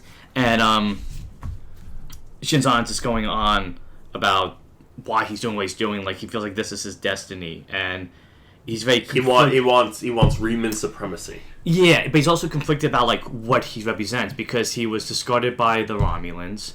And there's no way he could be included with the... humans because they would just see a Romulan. It's kind of like in the Drumhead, like in that scene where that petty officer was being because he had Romulan ancestors, and after that nobody could really trust who he was, So I think it would have been. I guess it makes sense why he would go after. I feel like it's not like fully developed well enough. No, but you kind of get into why he wouldn't like Earth, but it's still kind of like you have to stretch that logic. But we find out really like war and conquest are his goals. Like he wants to take over the galaxy, like you said, Reman supremacy. And again, between B4 and Shinzon, I noticed a theme of like, if something's a copy of something else, is it still the same thing, or they can be a little different? And that goes out through this whole movie. That's what I mean. Like, there are themes to this movie that work. That if they expand on a little bit better, it could have made a better movie. But he goes to. Shinzon's like, you are me and I am you. Like, we're a mirror to each other. And as he's going on about that, like, the Enterprise is trying to find him. I was thinking this might have been a better idea if this was a mirror universe episode of TNG. Oh, yes. Absolutely. Yeah, because in that case, would it still have been a clone? No, it would just been a mirror universe version of Picard. Oh, like a younger version of him. Yeah, like in that flashback, we got a second chance of life from Q. Yeah, absolutely. Yeah, even if they made this movie a mirror universe movie, that would be kind of cool because we never got a mirror universe story. We do get it like in comics and books, but like to see it on the big screen, that would have been awesome. Yeah, absolutely. So then later on, B4 shows up for Picard, but it's Data! Yay! And he found like where the radiation's coming from, the Thalaron radiation, and he discovered that it's part of a generator for a big weapon that they're going to use. Eventually. Yeah. And I thought it was kind of interesting. Data says like he gave them inaccurate Starfleet info and fleet information, so to kind of throw them off course. And it's interesting because I guess this scene kind of comes back later on in the movie, but with the emergency transport beacon. Yeah, the little transporter button, and he gives it to Picard. Picard's like, "I'm not going to leave you, Data. You know, you risk your life. That's the least I can do." At the same time, like, they go to Shinzon, and I put in my notes. This remind me, refresh my memory about a procedure. I guess a procedure because he has the blood from Picard, right? So he needs Picard's stable DNA to stabilize his body, his clone body, and but the procedure that they would use would kill Picard. Basically, he basically wants to do what the Romulan wanted him to do in the first place. Basically, replace him. I mean, I feel like nowadays they would probably do like more CGI to like make him look like Picard, but I feel like they'd be like, "But you kind of look like Picard, but not exactly." It's like it's like putting on like the funny glasses and mustache. It'd be like, or like Clark Kent putting on the glasses is like, yeah, you look the same. I know you look a little different. But Data and Picard run through the hallway. They're trying to get out, and they're being attacked by the Remans. And I thought it was, to show how deadly Shinzon is, like when they find out that Picard escapes, he just kills the Reman scientists that was trying to get his blood and everything. And the alert's going on. We got a huge phaser fight. We get Picard in action, and they Rambo Picard. Yeah, I like that. Yeah. Jean-Luc Rambo. Yeah, there you go. I want to see Stallone play Picard now. Red alert! Sorry. We get to this door. It's trying to get to like a hangar, and I thought it was interesting that Data's trying to open it up. He can't. He's like, "Oh, the language is very confusing. There's a lot of hieroglyphics and letters and stuff to go with it." But they manage to get in and they escape. They take a vehicle known as a Scorpion attack flyer to escape, and I thought it was kind of funny. Like Picard's like, Dave's like, "Do you want me to fly?" And he's kind of like. Almost can read like Picard's mind going like, "It's a fast and furious machine. I want to do it." But they can't open the doors, so what do they use, Matt? They just fly through the ship. Yeah, well, it's kind of foreshadowed something later on in the movie. And yeah, again, this is where CGI became a little noticeable. A little bit, but it was still better than the dog fight from the previous movie because like in that one, like you could tell it was a green screen as the ship was spinning around. This time around, it felt it might have been better if it was models, but but it definitely felt a little bit more believable. Yes. Yeah. Even if it was a little bit noticeable. And when they crash through the star window, the Game of Thrones window, the shield goes down, and that's when they're able to locate Picard and Data, and they're able to bring him back on the ship. And again, that's a very bad window to have in a spaceship. It's all about the aesthetic. You have to make it so majestic, you know? They're like, "Oh, we're gonna put in a window here." We're gonna put in a stained glass window in this spaceship. Why? Just so you know, a ship could possibly crash through in case someone was going through the ship and needed to escape. That's never gonna happen. Just build it. So they get back to the Enterprise are saved, and then we go back to Shinzon talking to Romulus again. And again, he's still procrastinating. They're like, but again, now we know why he's procrastinating because he needs the blood of Picard. Yeah. But it still kind of comes up a little comedic, like, "We gotta go fight." It's like, not yet. I have something else to do. It's like, within 2 days, the Federation will be crippled, so don't worry about it. I mean, really, how powerful this weapon is, he could definitely take them out right away. His plan to cripple the Federation is to use this weapon on Earth, wiping out all life on Earth. But the Federation would still be in space. But it would cripple it by taking out their home base. The hub, yeah. Mm-hmm. It's kind of borrowing a page from the Borg in a way, because they went to Earth to take out Earth, Then the Natra brings up a point, says, yes, like, why Shinzon's body changed. She notices him, and he's like, his face is getting paler, there's suddenly like, his face is starting to slip. And then that's when she realizes, he doesn't want to conquer Earth, he just wants to destroy it. Yeah. And he's like, "Do you want all that blood on your hands?" Yeah, and then she's starting to have a change of like, I think we might back the wrong person. But that's a whole question too. It's like, like we said, like we get why he wouldn't like humanity, but it still like feels like why would he attack Earth? I think it's a case of he's trying to, because the Romulans don't like humanity, and he's trying to get their support, even though he hates them. Oh, so it's like if I do as a show of force, then you'll be able to. You'll do what I need you to do to get rid of the Romulan. Okay, that makes Senate. Yeah, that's a good point. That makes a lot of sense. And then we get to the point that you brought up before, which was Crush was talking about Shinzon's DNA, that he's aging at an incredible rate. They mentioned but it stopped. He stopped aging, and he's starting to deteriorate. Yeah, because they said he was like never activated. Yeah. Mumbo jumbo science information, but now he's dying because. Yeah. I guess had he been activated, his body would have been stable. It's a case of the cloning process was imperfect, which is the reason why they never used him. Mm-hmm. Oh, because he would have it would have revealed the master plan, right? Because he was still deteriorating. Even they noticed his DNA wasn't perfect and it was deteriorating. So it was like, if we activate him, he's not gonna last as a Romulan spy. So we have to scrap this plan and go with a different plan. It's like, we built him, but now we've got this one little part, and without that, our plan would be exposed. Yeah. And yeah, he said he needs Picard's blood to become stable and live. Then we move on to Data and B4, and he turns on B4, and he calls him brother. And it's a sad moment, actually, because he's talking to B4, who probably doesn't even understand half of what he's saying. It's like, why are you doing this? Yeah, he's like, well, you were used to hacking the system, you're dangerous, we can't really trust you. But before that, he asks, like, the plans for Shinzon, like, what's he doing? And he doesn't really have any answer. Yeah. That's when we realized that B4 was planted there on Polaris 3 for them to find so that he could go on the ship. And Data's like, I have to just deactivate you.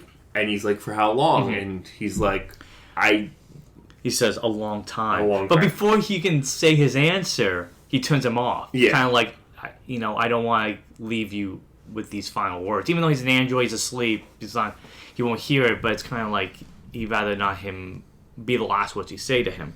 It almost, again, it reminds me of Data's daughter, like when he had to shut her down. This scene was when I wrote down final act ? Okay. Because this felt like it was just a very long final act. Yeah, and that's so... When we finished watching it, I said to you too, like, it did feel like, by this point, the long climax and action scene just felt like it was treading water. It's just like, big battle scene. Like, at least in the last movie, there was a battle scene going on in space, but it was also like the stuff on the other planets, so I feel like there's more going on. There was a lot less cutting back and forth. Yeah, it's mostly on the ship. It was just like, most of the time it's just fight scenes. But yeah, that's a good point. By this point, the climax has begun, and Picard knows that Shinzon's going after Earth. He wants to kill Starfleet, but he needs his blood to get it. That's when Picard's like, well, we're going to stop him no matter what. Which kind of like foreshadows that a big sacrifice is going to have to be made on somebody's part. And we get the biggest battle station alert since First Contact. Yeah. Yes. All hands on deck. Battle stations.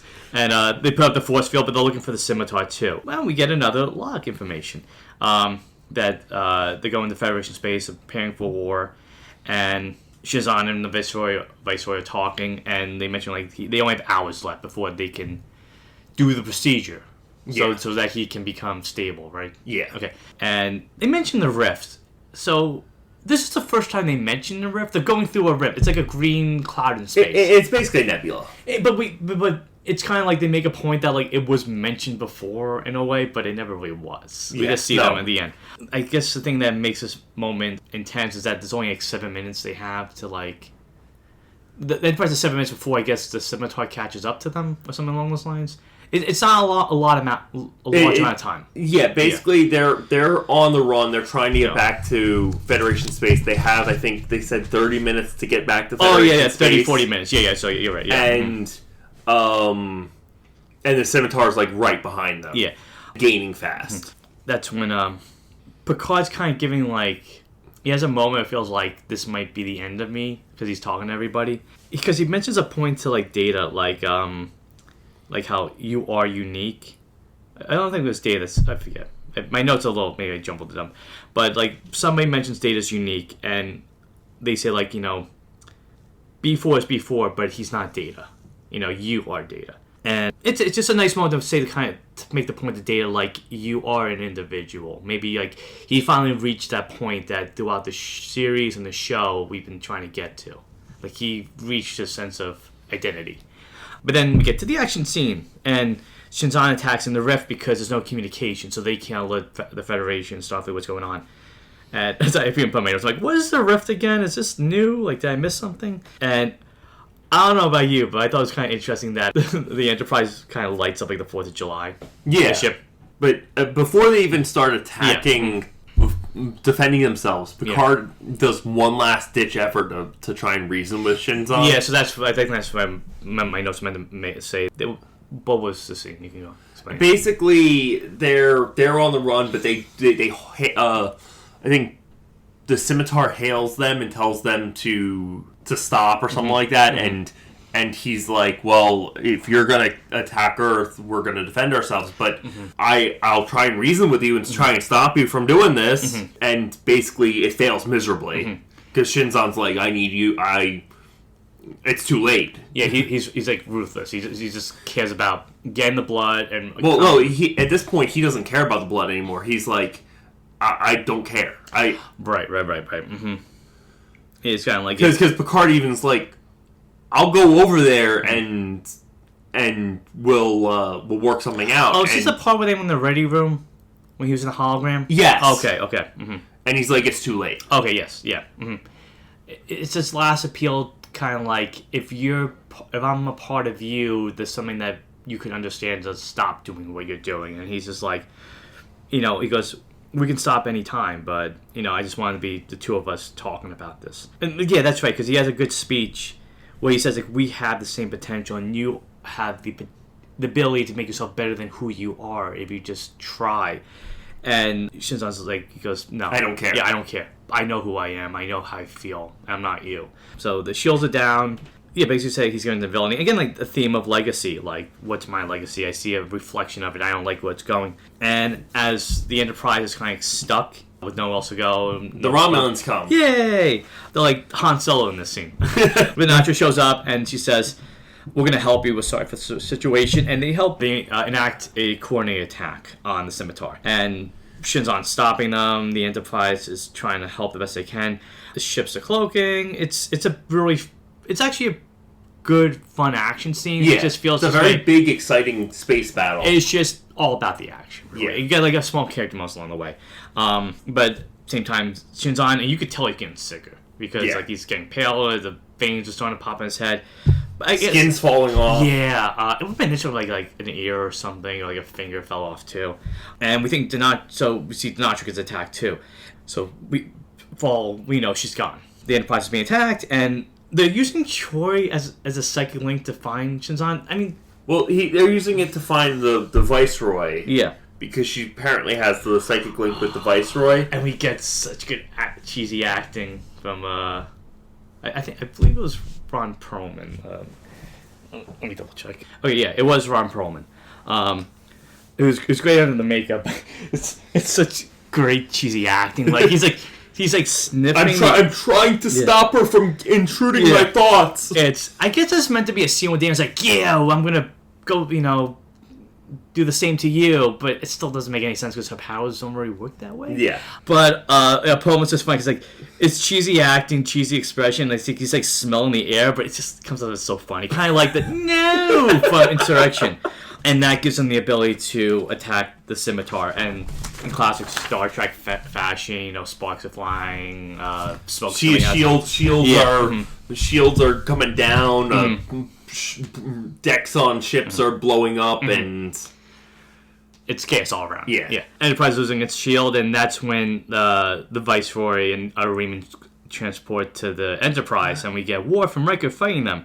And I don't really know what the Viceroy's plan was, but he sees like an opening, like a chute, so he goes. I think his plan was to kidnap Picard again, but that makes no sense because Shinzon was like, Shinzon I don't doesn't care anymore. Yeah. It's like, I got him for you. I don't want him anymore. I don't like I'm already dying. I don't care. It's kind of like Ralphie from A Christmas Story, where he finally gets his BB gun, and he's like, after he uses it, he goes, I don't want it anymore. It doesn't work. Spoiler for A Christmas Story if you haven't seen it. But you never expected me to bring that up in the Star Trek Nemesis movie review. So we get a knife fight between Riker and the Viceroy. And also, like, this part of the ship was very creepy. Because I don't think we've ever seen it. It's filmed in a creepy way. It's basically Jeffries tubes, but, like, catwalks and whatnot. It feels like the Upside Down a little bit. You know, the way it's like that blue hue to it. It's like, it's meant to make it a little bit more dangerous, I guess. The ship gets, like, horribly attacked. Yeah. Like, the front, like, right where the view screen is on the Enterprise, it blows up and people fly out. Yeah, and it takes, like, a few minutes for the shields to come up. And when I saw that, I'm like, this is, like, the most aggressive attack I remember the Enterprise having in this way. I mean, other than them crashing into the planet in Generations. Yeah, but it was just kind of like, seeing people fly out of the ship was like, oh man, this is really bad. That's a brutal way to die in the Star Trek universe. And so they ask for the medical team to come on the bridge, and they explain that they're pretty much powerless. They have no torpedoes left, the phasers are 4%, and they're stuck. And it's pretty much a stare down between Picard and Shinzon and the two ships. And Picard comes with a plan. He's going to divert power in the ship. And he does. It's to the shields, I guess, or not really. Like, I thought it was maybe to the engines. I think it's the engines. Yeah, because they ram the scimitar. Yeah, but he sends a message to Troi that he's like, put all the power here, but what he's doing that as he's talking to Shinzon about, like, his overconfidence and, like, his plan, and it's like the usual stuff. It's not going to work. That's when he uses Riker's maneuver from the last movie, just in a very different way. Yeah. The Picard maneuver, I guess. But in the Insurrection, he does chicken, but he manages to, like, move at the last minute. And this one, Picard just right out uses... Just rams it. And it's very, very destructive. I want to say one of the most destructive scenes with the ship. Then it's stuck, and Shinzon's like, okay, we're going to reverse power. And it's kind of pulling the Enterprise along. So I was thinking in the scene, by this point, the Enterprise isn't like what the ship was in the show. Like, I guess families aren't on the ship still? I don't know. Because, I mean, it's a different ship. Because I think if they would have separated the saucer at that point. Yeah. Because it doesn't make any sense why they would keep it all together. This is a thought. I think the Enterprise E is built differently. I don't think there's a saucer section. Yeah. Oh, okay. Interesting. This happens too much. We can't keep building ships that separate, whatever. Okay, so the ship is stuck to Shinzon. Shinzon. I wrote it wrong in my notes. Ship. As that's happening, Riker and the Viceroy on a literal bridge, not the bridge. And basically on a catwalk. Pretty much. And it's the typical, like, the fighting... bridge breaks. One's holding on, and he's unable to hold on, and he falls down. No! And the Viceroy dies. And then, as the two ships are stuck, because they're still stuck at this point, right? Yeah. We get the standstill, and Picard uses the extreme measure. He's ready to set the ship on auto-destruct. Yeah. With everybody on the ship, it's almost like there's a collective sense of, like, do we have to, because you can't let this weapon get out. But it was offline. I thought it was interesting, as when we see Shinzon decaying and getting sicker. Like, he's looking more like a Reman. Yeah. He's like almost like his ears are getting pointier. Like, he's becoming paler. It's almost like Nosferatu, I'll say. Yeah, he's turning into a vampire. Yeah. And that's when he's basically like, well, we're going to deploy the weapon now, and then we'll go to Earth, and we'll complete our whole mission. And we see, like you said before, a bigger version of the model we saw in the beginning of the movie. Which, it makes you think that if that little device could do that to the Senate, then what could it do to space and planets and everything? And they have 7 minutes before the radiation can fire the weapon. Radiation builds up and can fire the weapon. And so that's when Picard's kind of like, well, I guess I have no choice. I'm going to the scimitar. Yeah. I'm going to go over and beam on board to stop them. Yeah. Because I'm the captain. I have to do this to protect my crew. Did you just want a moment where he's just like, okay, ready to go. I wanted a moment where someone on the crew is like, "No, you're the captain. You need to stay on the ship. I need to go." It's like, I'll tell you what I tell Riker all the time. Leave me alone. Let me have my adventures. Yeah. But he leaves Troi in command. Well, no, he leaves Data in command first. Yes. Because Riker is off in the Jeffrey tubes. And then Data leaves Troi in command. And I like that they acknowledge that Troi has the ability to command. Yeah. Yeah, so I like that they follow this, the Chain of command? Chain of command, yes, thank you.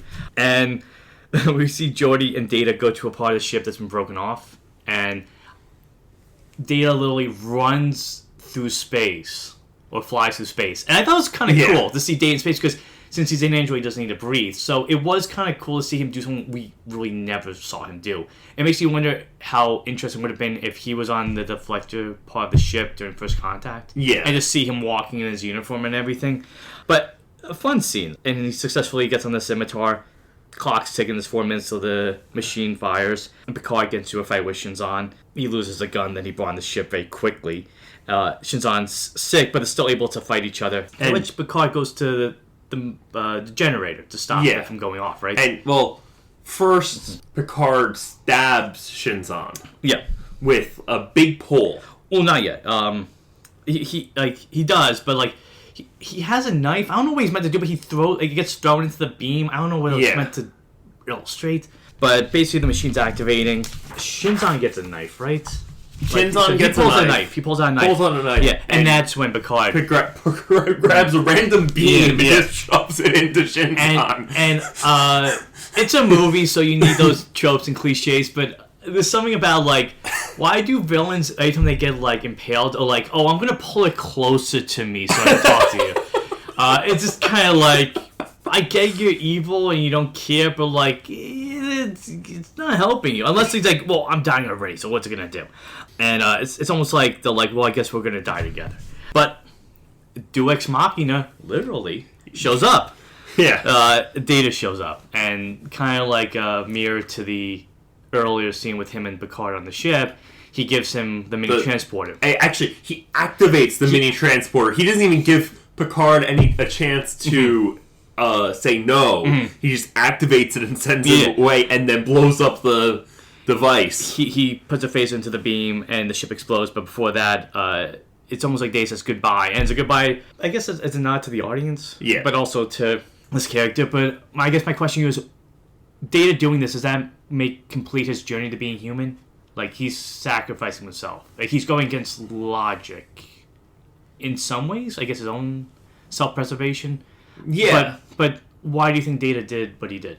Because we kind of understand why, but, like, why do you think? I think he did it because he realized if he was, out of everyone on the crew, if someone had to sacrifice themselves, it was the best person to do it was him, because he's not human. He recognized that he's not human, and and it kind of, that act kind of is the most human thing. Like, there could always be another version of me, but there won't ever be another version of Picard or Riker, all of them. So if somebody has to go, it should be me, because you can always make another machine, even if it's not the same machine. That's a good point. Yeah, I definitely agree with that. And then Picard shows up on the bridge, and they're like, "Where's Data?" And he's just like, he didn't make it. And like, everybody's like just quiet. And in some ways, I know it's maybe overthinking it, but I was like, well, Data kind of became human because he became the stuff that stars are made of. He's in the space. Like, we're made of stuff that stars are made of. So, I mean, that's a stretch, but I think it works. Riker goes on the bridge, and that's what he learns the news too, and everybody's just very quiet until they get hailed by the Natra, and she explains help's on the way. And this is what made me think about... Oh, and she also mentions from earlier, she was saying, you owe me some Romulan ale. Right. Yeah, so this is what we'll celebrate with. And she explains kind of, you've taken the first step to earn the friendship of the Romulans. And that's what made me think a lot of Star Trek 6. Because that whole movie was about making peace, starting... a new chapter with the Klingons. Yeah, one where we could work together as allies. Maybe not always the best allies, but we can be allies. So makes me wonder, like, had the movies gone on and there was another one, or if the Titans showed up, would we have gotten a progression of the Romulans starting to become like what the Klingons were in TNG? Yeah. It would have been really interesting to see. Would that neutral zone be put down little by little, like the Berlin Wall? Would have been broken down. It's an interesting idea. I'm kind of a little bummed out. Is it really ever explored ever again, or not really? Yes. It is. In Picard. Okay. Oh, I gotta wait till I finish Voyage to watch that. Okay, so I'm glad to see it's not a dangling thread. And no, it's dealt with in a very strange way in Picard. Not a satisfying way. It's a weird way. It's dealt in a way where it's like, oh, we've already made peace with the Romulans, and here's us living in a society where the Romulans are now kind of a part of the Federation. Whereas, like, in TNG, you see them still trying to figure things out with the Klingons. Yeah. Alright. Because, I mean, it takes place far enough in the future where...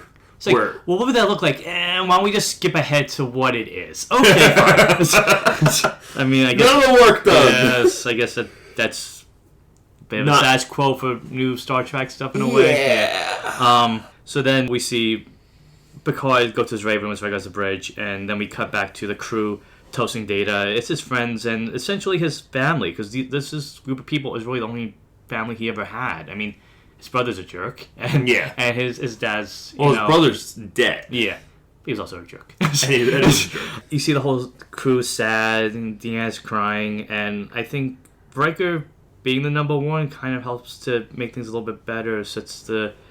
Gets the ball rolling. He talks about the first time he met Data, and I like that it is literally the first time he met Data in the first episode. Yeah. Where he talks about how he was trying to whistle. And he's like, you never got the tune quite right. But he could sure sing toward the end. So I like that they're kind of like sharing that memory to make like Data will still be a part of them even if he's not around. Yeah. And then we get the shipgasm scene, which I guess you can make the point was in the big battle scene, but it's in dry dock now. Yeah, the shipgasm scene is usually like when the camera's just rotating crazily around the ship, like they joked about on Lower Decks. Yeah. Late to the game, but I'm glad it was still there. And this sets the pace for the final two scenes in the movie. I like how Riker goes to Picard in his ready room, and he's ready to go off to the Titan. And they said they're going to be monitoring the neutral zone, which I guess is setting up, that future relationship with the Romulans. Yeah. Because I have to imagine it's going to be slow peace talks between the two of them. And I guess as long as they have a Federation representative there, it's a start. And I like how Picard says to him, well, I hope you ignore your first officer's request to stay on your ship like you did with mine. He goes, I plan to. But I thought of all the farewells, I would say even more than Data's farewell, as shocking as it was. Even though, side note, remember I told you when we did the first Contact review, I'm like, I kind of saw a spoiler, I'll mention it. When I was looking at the rankings, I found out Data died. So it was kind of like, I went in knowing that ahead of time. That's my own fault. I like this farewell between Picard and Riker, where he says, it's been an honor. And it feels so genuine between the two of them. Not just for the characters. Which makes me really mad we never got the Titan show. Or Titan movies. Yeah, because it would have been interesting how Riker would have been with Picard now that he was an actual captain. Not just an acting captain. But I like I said, it was very genuine, not just for the characters, but for the actors. Like, you could tell it was like Jonathan Frakes talking to Patrick Stewart going like...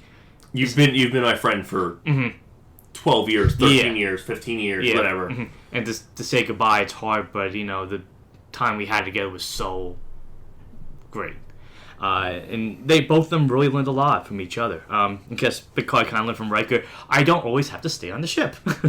And then we got to the final scene of the movie where Picard's talking to somebody about the journey of being human, love, change, trying to make yourself be better, and you find out he's talking to B4. Yeah. And B4 is just kind of like, I don't understand anything you're talking about. But then he starts singing Blue Sky.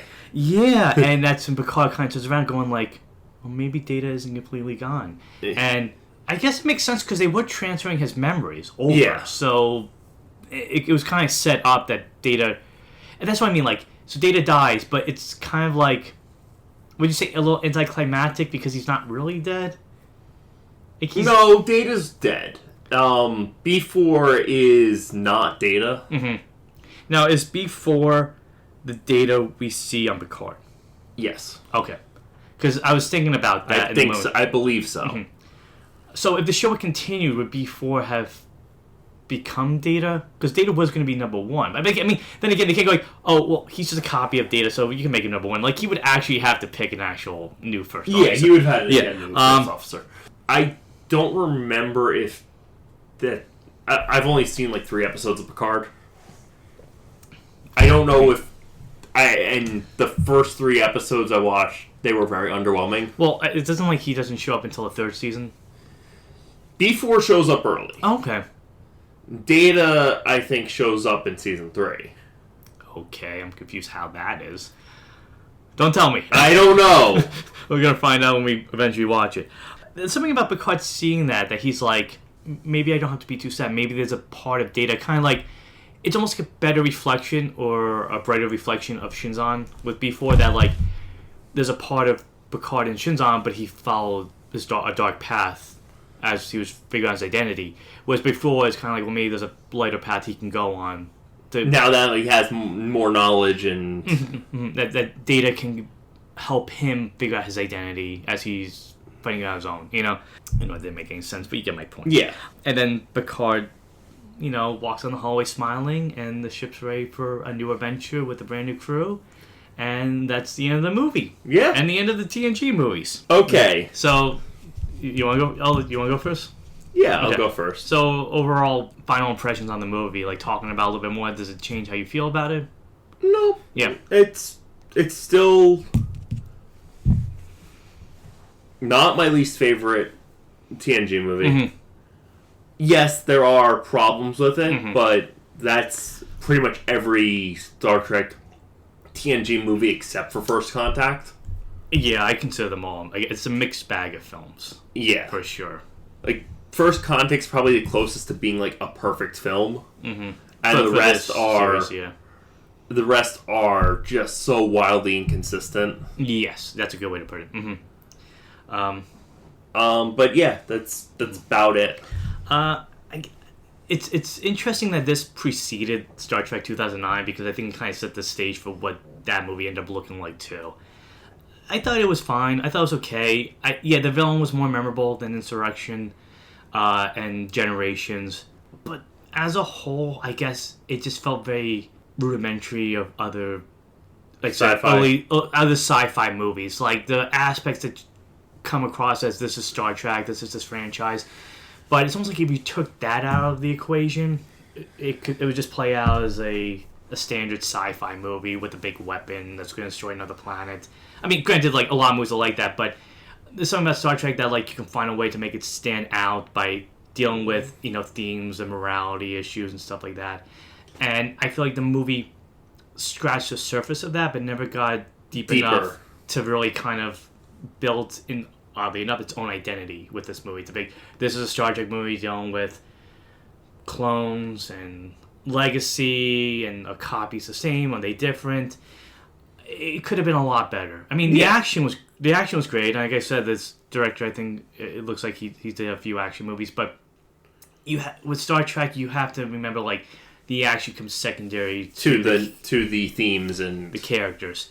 And that's one reason why maybe I like some of the other movies a little bit more than that, because it does put the themes a little bit... They put the themes first before what the action is. The action builds into what's going on in the movie. I feel like this was just like, we got a big battle scene. And well, it was cool. But the finally did kind of like drag on a little bit. I feel like, would you feel like it could have been like 15 minutes or so cut out of the movie? Maybe. Yeah. I would try and figure out which 15 minutes I cut. I would just say pretty much like the battle scene at the end, maybe. But overall, yeah, it's weird to say, looking at it now, how this is the last TNG movie, but I felt like it was kind of losing some steam at this point. Like, they didn't really know what to do with it or where to take it, and they definitely started at a good place with Romulans and bringing them to the big screen. But what they went forward with the story, it was a bit pretty messy. Yeah. Much like the DNA structure of Shinzon. I can't say his name anymore. But... yeah, overall, okay. Yeah. So how would you rank the movies? Okay. You want me to go first? Yeah. Okay. I would rank the movies as, I think it goes without saying, First Contact. I thought that's exactly, it felt like a movie. It took the TV format and really brought it to a cinematic scale. The next, believe it or not, Insurrection for me. Oh. Yeah, I know, surprising. Because when I ended up rewatching, I was like, this is what I expected more of a big screen TNG adventure to feel. It's the closest to what I think a TV episode on the big screen should look like. Okay. It had the morality issues. Yeah, the villains, I agree, one of the most memorable, but it felt very similar to other episodes where, like, other aliens were doing similar things for different reasons. It was just handled very well. I thought Frakes did a great job of just making it feel like a classic TNG episode. Maybe not one of the better ones, but it definitely felt like what I expect from a TNG movie. And I think maybe that's why people don't like it as much, because it doesn't have the excitement and the action, the thrills, for the most part, of First Contact. But it definitely has the ideas behind it done much better than, like, say, Nemesis. Next, I would say Generations, which, again, to me, it was like a TNG episode, but just not done well enough. But close enough that I felt like I was watching what I expected from Star Trek. And then finally, Nemesis, which was just a messy, familiar-looking sci-fi movie, just with the Star Trek feel to it. Okay, so for me... I knew we were going to be different. I think you were surprised by my number 2 pick. I am, but you're probably going to be surprised by my number 2 pick. Okay. But then again, I will say that everything from 2 to 4 are, I don't consider very good movies. Yeah, it's based on how you feel about them. First Contact is easily my favorite TNG movie. Like, there's no contest there. It's wide margin.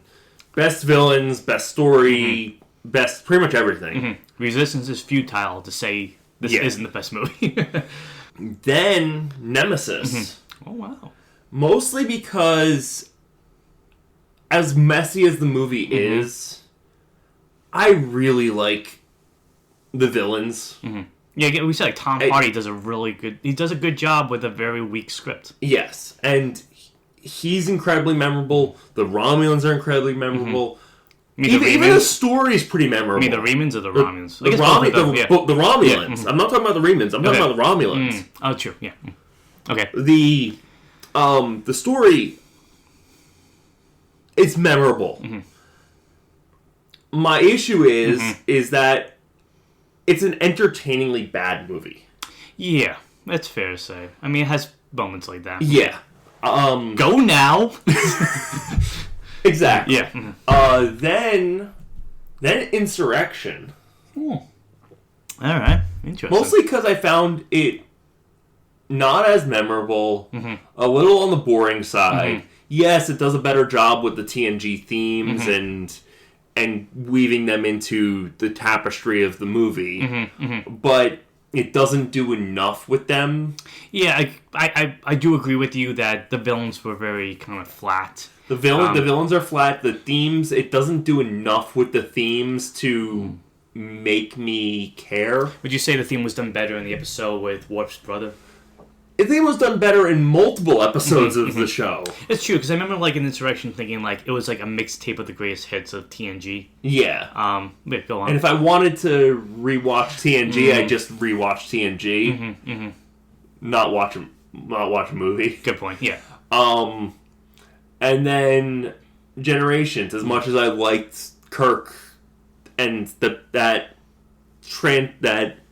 passing of the torch, Sauron was as much as I like Malcolm McDowell, he's not a very memorable villain.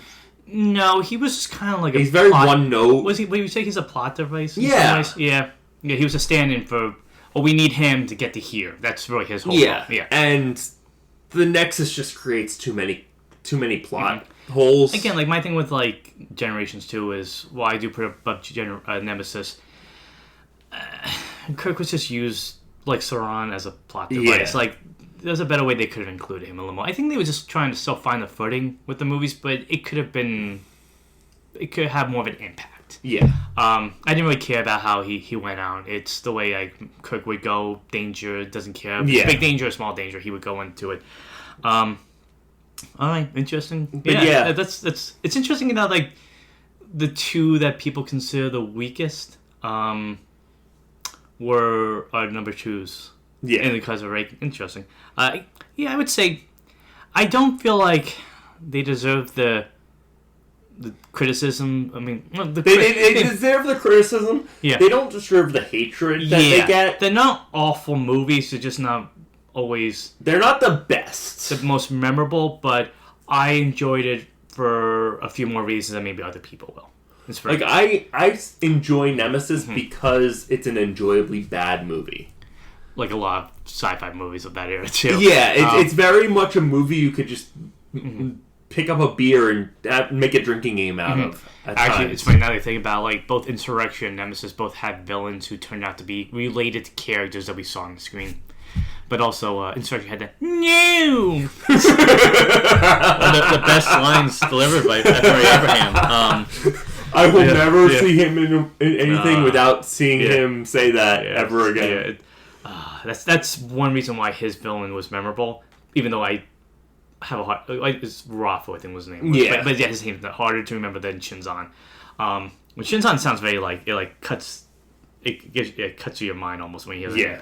Yeah. Well, it's interesting rankings. But yeah, I would say, looking over the whole 4 films, that they're a mixed bag. I feel like they never really knew how to translate TNG to the big screen. I think the best thing they had was First Contact, and if they'd gone more in that direction, I think the TNG movies would have been more successful. Yeah, it's weird because like they feel like they like every other one like had a small scale story that felt like an episode, and then every other one's like a big story that had a huge consequences to go with it. But yeah, unlike the TOS movies that felt like they found the footing, especially after Wrath of Khan, TNG just never knew what to do with these characters on the big screen. Because they feel like they kept trying to push them forward in a way and then taking them a step back at the same time, which is why I feel like overall the movies are a mixed bag. I feel like if you were going to tune into or watch any of them, if you had to pick one, I would just say First Contact. I think it's the most exciting, the most fun. It's the most TNG. Yeah, the most... it does the most with the characters, and especially all the characters. I think that's the thing, too, of the movies, that they don't always use all the characters to the best. Yeah, somebody said they show up in one scene here, the one scene there, but First Contact had them using them all the time. Every character had a moment. Even the characters who only have like 1 or 2 moments, they all have something. I mean, even Barclay had a scene in First Contact. Yeah. But no Guinan. She showed him in 2 movies. I was happy with that. Even though one was just a cameo.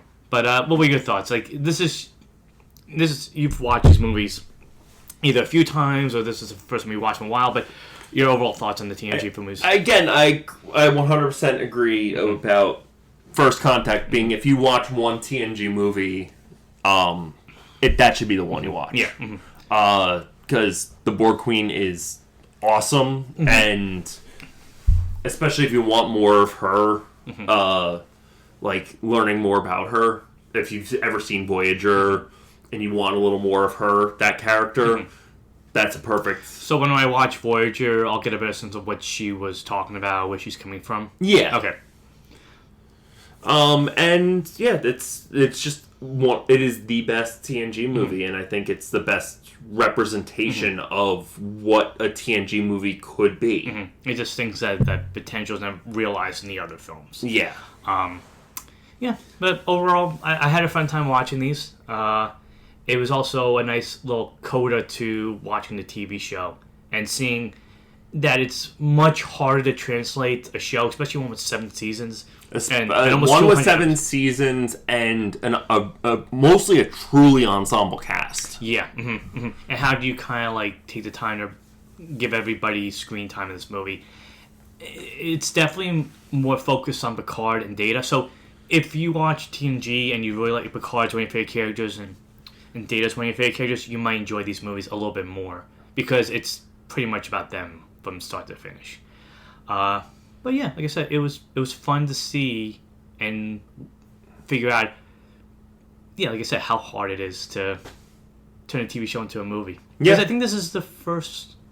Is this the first set of films we watched that were based on a movie, a TV show? Yeah, I believe so. Okay. So it's gonna be interesting to see how other movies do that a bit better or a bit worse going forward. And in the near future, we'll see something that is the opposite. Yeah. Okay, so since you asked a question last time, let me get my answers because I knew what my question was. So, Nemesis gave us the big screen version of the Romulus on the screens, and we got to see the Remans on the big screen, also for the first time ever. But at the same time, we got the Klingon sisters, whose name I always forget. Yeah. In Generations, we got the Borg in First Contact. Got the Saraz in Insurrection, which I really think counts as much. But basically, we got to see versions of characters that we are familiar with, that we love or hate, get the cinematic treatment. My question to you is, were there any characters or alien races that you wish got a chance to be in one of these movies? The Ferengi. Specifically, I would have liked to see Quark from Deep Space Nine. Go on.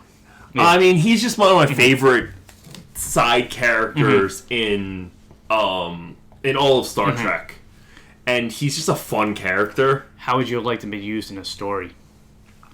Even if it like they stop by Deep Space Nine and they pop into Quark's bar for like 5. Yeah, like, that would have been great to see Riker interact with him. Yeah, it's kind of like, I know where you're getting at. Like, I haven't seen Deep Space Nine yet, but I know enough about Quark that he'd be like, well, for a few dollars, if you want. He goes, no, you're gonna tell me now, like something like that. Or like him and Data, that would have been really fun. Like, you just, do you understand anything I'm telling you? He goes, I do understand, but I don't understand the words that you're using to explain. Yeah. What else? Any other? I mean, there's so many great races that never got used. See, it's harder for you because I knew what my question was, so I wrote it down. Well, characters. Like, are there any characters? Actually, the what's that race of aliens from TOS that the stupid rock fight?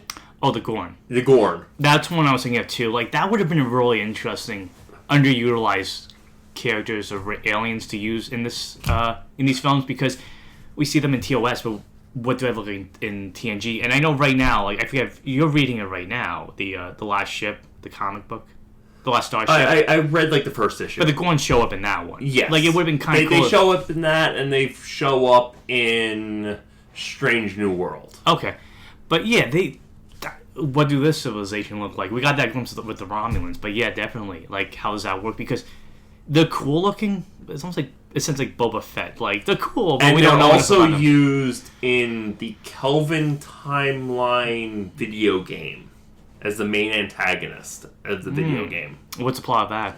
I don't remember. All I remember is that they show up and they're the main antagonist. But it would have been kind of cool to see Picard or, like, any of the crew members, like, fighting the Gorn. Like, yeah. Especially because I think we see the ship in one of the TOS episodes, but I don't remember what it looks like, to be honest. But any characters from, like, Deep Space Nine or Voyager that you thought would have been cool to show? I mean, we got the Doctor that showed up in First Contact. Yeah. It makes sense why he showed up, but, like, anything along those lines? Anybody else you can think of? Harry Kim. The Eternal Ensign.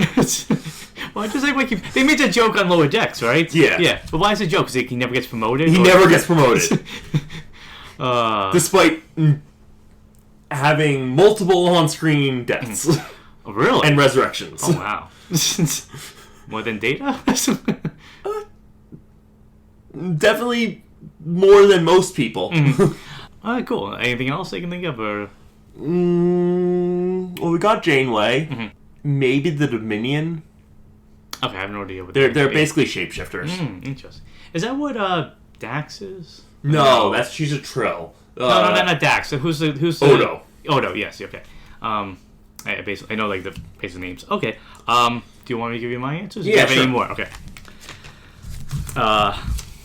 So I put down the Ferengi too, because I would like to, if you say, even if it was like a small moment where they had to make like a trade deal or negotiation with them, to see that on the big screen would be kind of cool. Like, Yeah. it's like, we don't have time for this. They're greedy. Yeah, because like, we don't have time for this. He goes, oh, well, we have the information. If we just take it somewhere else. He goes, fine. The Cardassians would have been cool to see. They would have been cool. But my question to you is, do you think it's a case of them and the Ferengi were used so much in Deep Space Nine that they didn't feel like they needed to bring it on the big screen? I thought they would have been cool looking to have like a big space battle with the Cardassians. I think it was just timeline things that they were trying to keep things relatively consistent timeline-wise. Because they're used a lot in Deep Space Nine. Do you think it would have thrown off for like average viewers that would have seen the movies going like, well, who are they? Maybe a little bit. But yeah, it's a case of them getting like a lot of stories in Deep Space Nine, and it timeline wise it would have thrown a lot of things off because even they were like being hailed by them and they had a cameo. Maybe I don't know. It's been a while since I've seen Deep Space Nine. The Orions would have been cool to see. Oh yeah, that would have been cool because I mean they still exist. We only really see them in lower decks and we saw them in TOS, the Kelvin timeline. Yeah, not that counts in this conversation, but yeah, like have a space pirate story with the Orions. That would have been really cool. Like that would have been just like a swashbuckling sci-fi adventure. That'd been a lot. Like I would love to see Riker like as a pirate. I mean, that'd be so cool. I thought of going too. You mentioned a few that in the novelization did show up, but Lwaxana Troi would have been fun to see her. Annoy Picard. Dr. Pulaski, I thought would have been a cool cameo. It like there was like a medical emergency and suddenly they had to contact somebody that was familiar with the crew or something like that. Because as much as people like are divisive on her character, she had a complete arc. I thought they did a good job with her time on the show.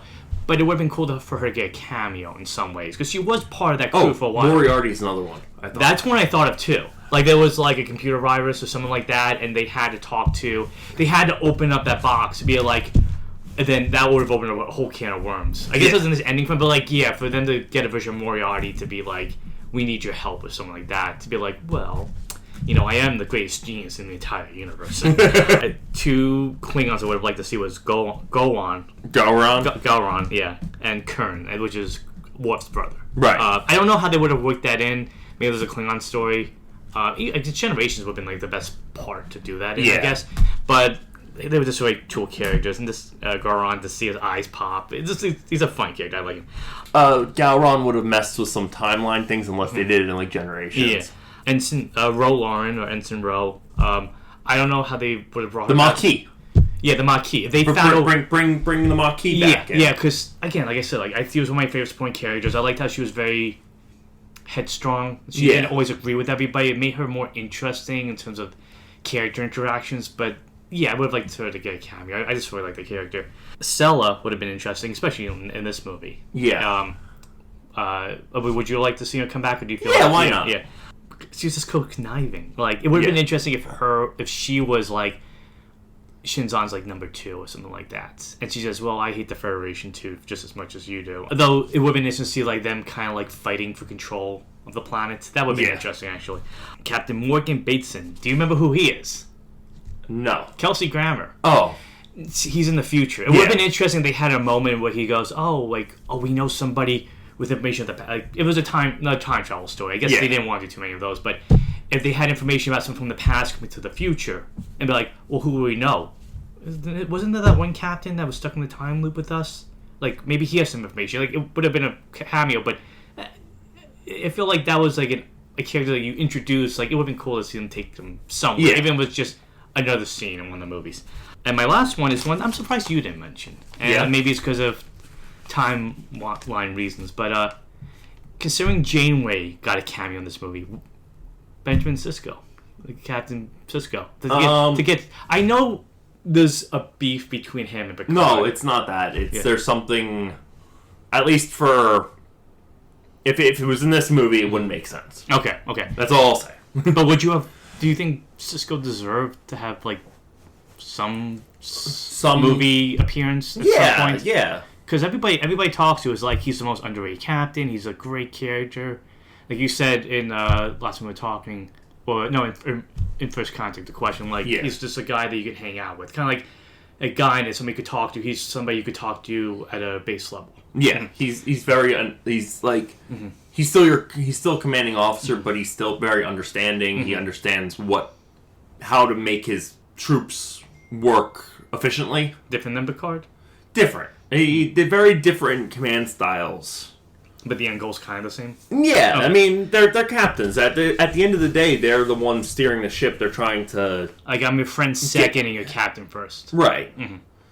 But he's very fatherly, whereas Picard is not nearly as fatherly in that regard. Yeah, especially the first couple seasons. Like, you always feel like Picard he's like a friend, but you feel like he's always your captain no matter what. Yeah, whereas you look at Cisco more as like a father figure in some ways. I mean, he's a little father figure too, right? I mean, he literally has a son on the space station with him, but he treats the people who work for him not like his son, but he treats them like he's their father figure. Okay, cool. Well, as of this recording, we haven't started yet, but I'll be starting Deep Space Nine probably in a month or so. So that's going to be exciting, because you built that show up to be, like, amazing in my mind. It's a very good show. Actually, there was one I was thinking of that I didn't mention, and it just came and went. Q. So I was thinking about that. And that was one I was debating on including or not. Why would you include him? And I'll share my thoughts. I mean, he's essentially the de facto member of the Enterprise. Even if he just showed up in one scene here and there, yeah, it might have made things a little too narratively easy for them.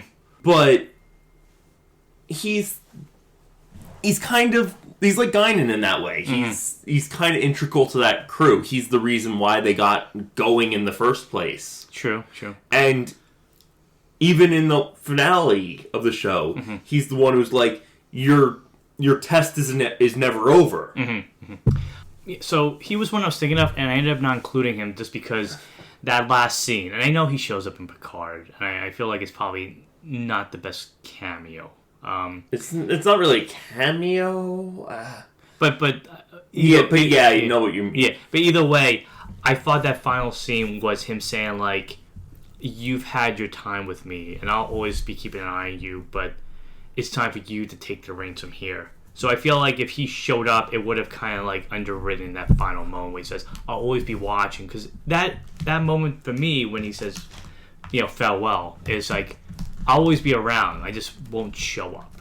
Well, regardless of the show. I wasn't even going there. Yeah. I was going to say, he sure tends to show up quite a bit in Voyager. Well, that's Voyager. But he found a new person to bug. Yeah. You can't call Picard to get rid of me so easily now. But yeah, I feel like with that, like, I just feel like for me, it would have underwritten that last interaction with him, Picard. That's why I feel like it's better that he didn't show up in the movies. Okay. Yeah, that's just my thing. Any other slots you have to move Nemesis or TNG? No. All right. So we'll wrap it up from here. Thank you for tuning in to a review for Star Trek Nemesis. Come back next time as we review another TV series. Tongue-tied. No, not Star Trek Deep Space Nine yet. As I said, I haven't started yet. Instead, we'll be talking about the thrilling legal adventures of lawyer Mickey Haller, a.k.a. the Lincoln Lawyer. So, original plan was to watch the movie, but then the movie wasn't available. So we're going to watch the show, and it might not seem like a franchise in the traditional sense, but we're considering it as it has a book series, it has a movie, it has a TV show. It's a franchise in a different way. Well, also, the original idea was the movie was Matthew McConaughey originally wanted to make sequels. Yeah. And they just fell through because the rights changed hands, and I guess it didn't do as well as... Well, no, it did really well. It actually was incredibly successful. Oh, cool. And award-winning and everything. But it took too long to make, and... He moved on to other projects, probably. He moved on to other projects. The studios sold the rights back to Michael Connelly, and Michael Connelly then sold the rights to Netflix, and Netflix started making the show with with Michael Connelly as a consultant. Interesting. Which, in some ways, the show fixes some of the issues that the movie has, especially when it comes to the casting of Mickey Haller. Okay.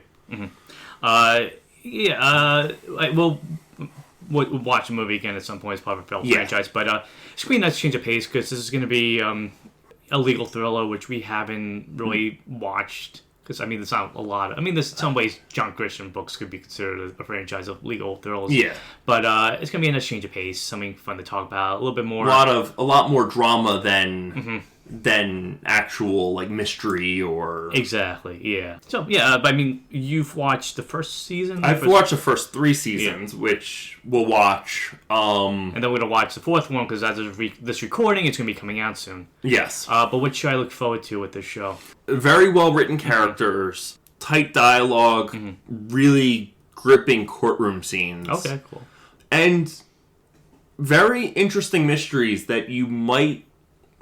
that unravel in ways that you don't necessarily expect. All right, cool. I can't wait. It's going to be a nice palate cleanser after a bunch of science fiction and horror stories and fright in between all that. All right. Well, until franchise fatigue sets in, I'm Matt Fisher. I'm Matt Sparrow. For the Franchise Connection. Bye. Bye.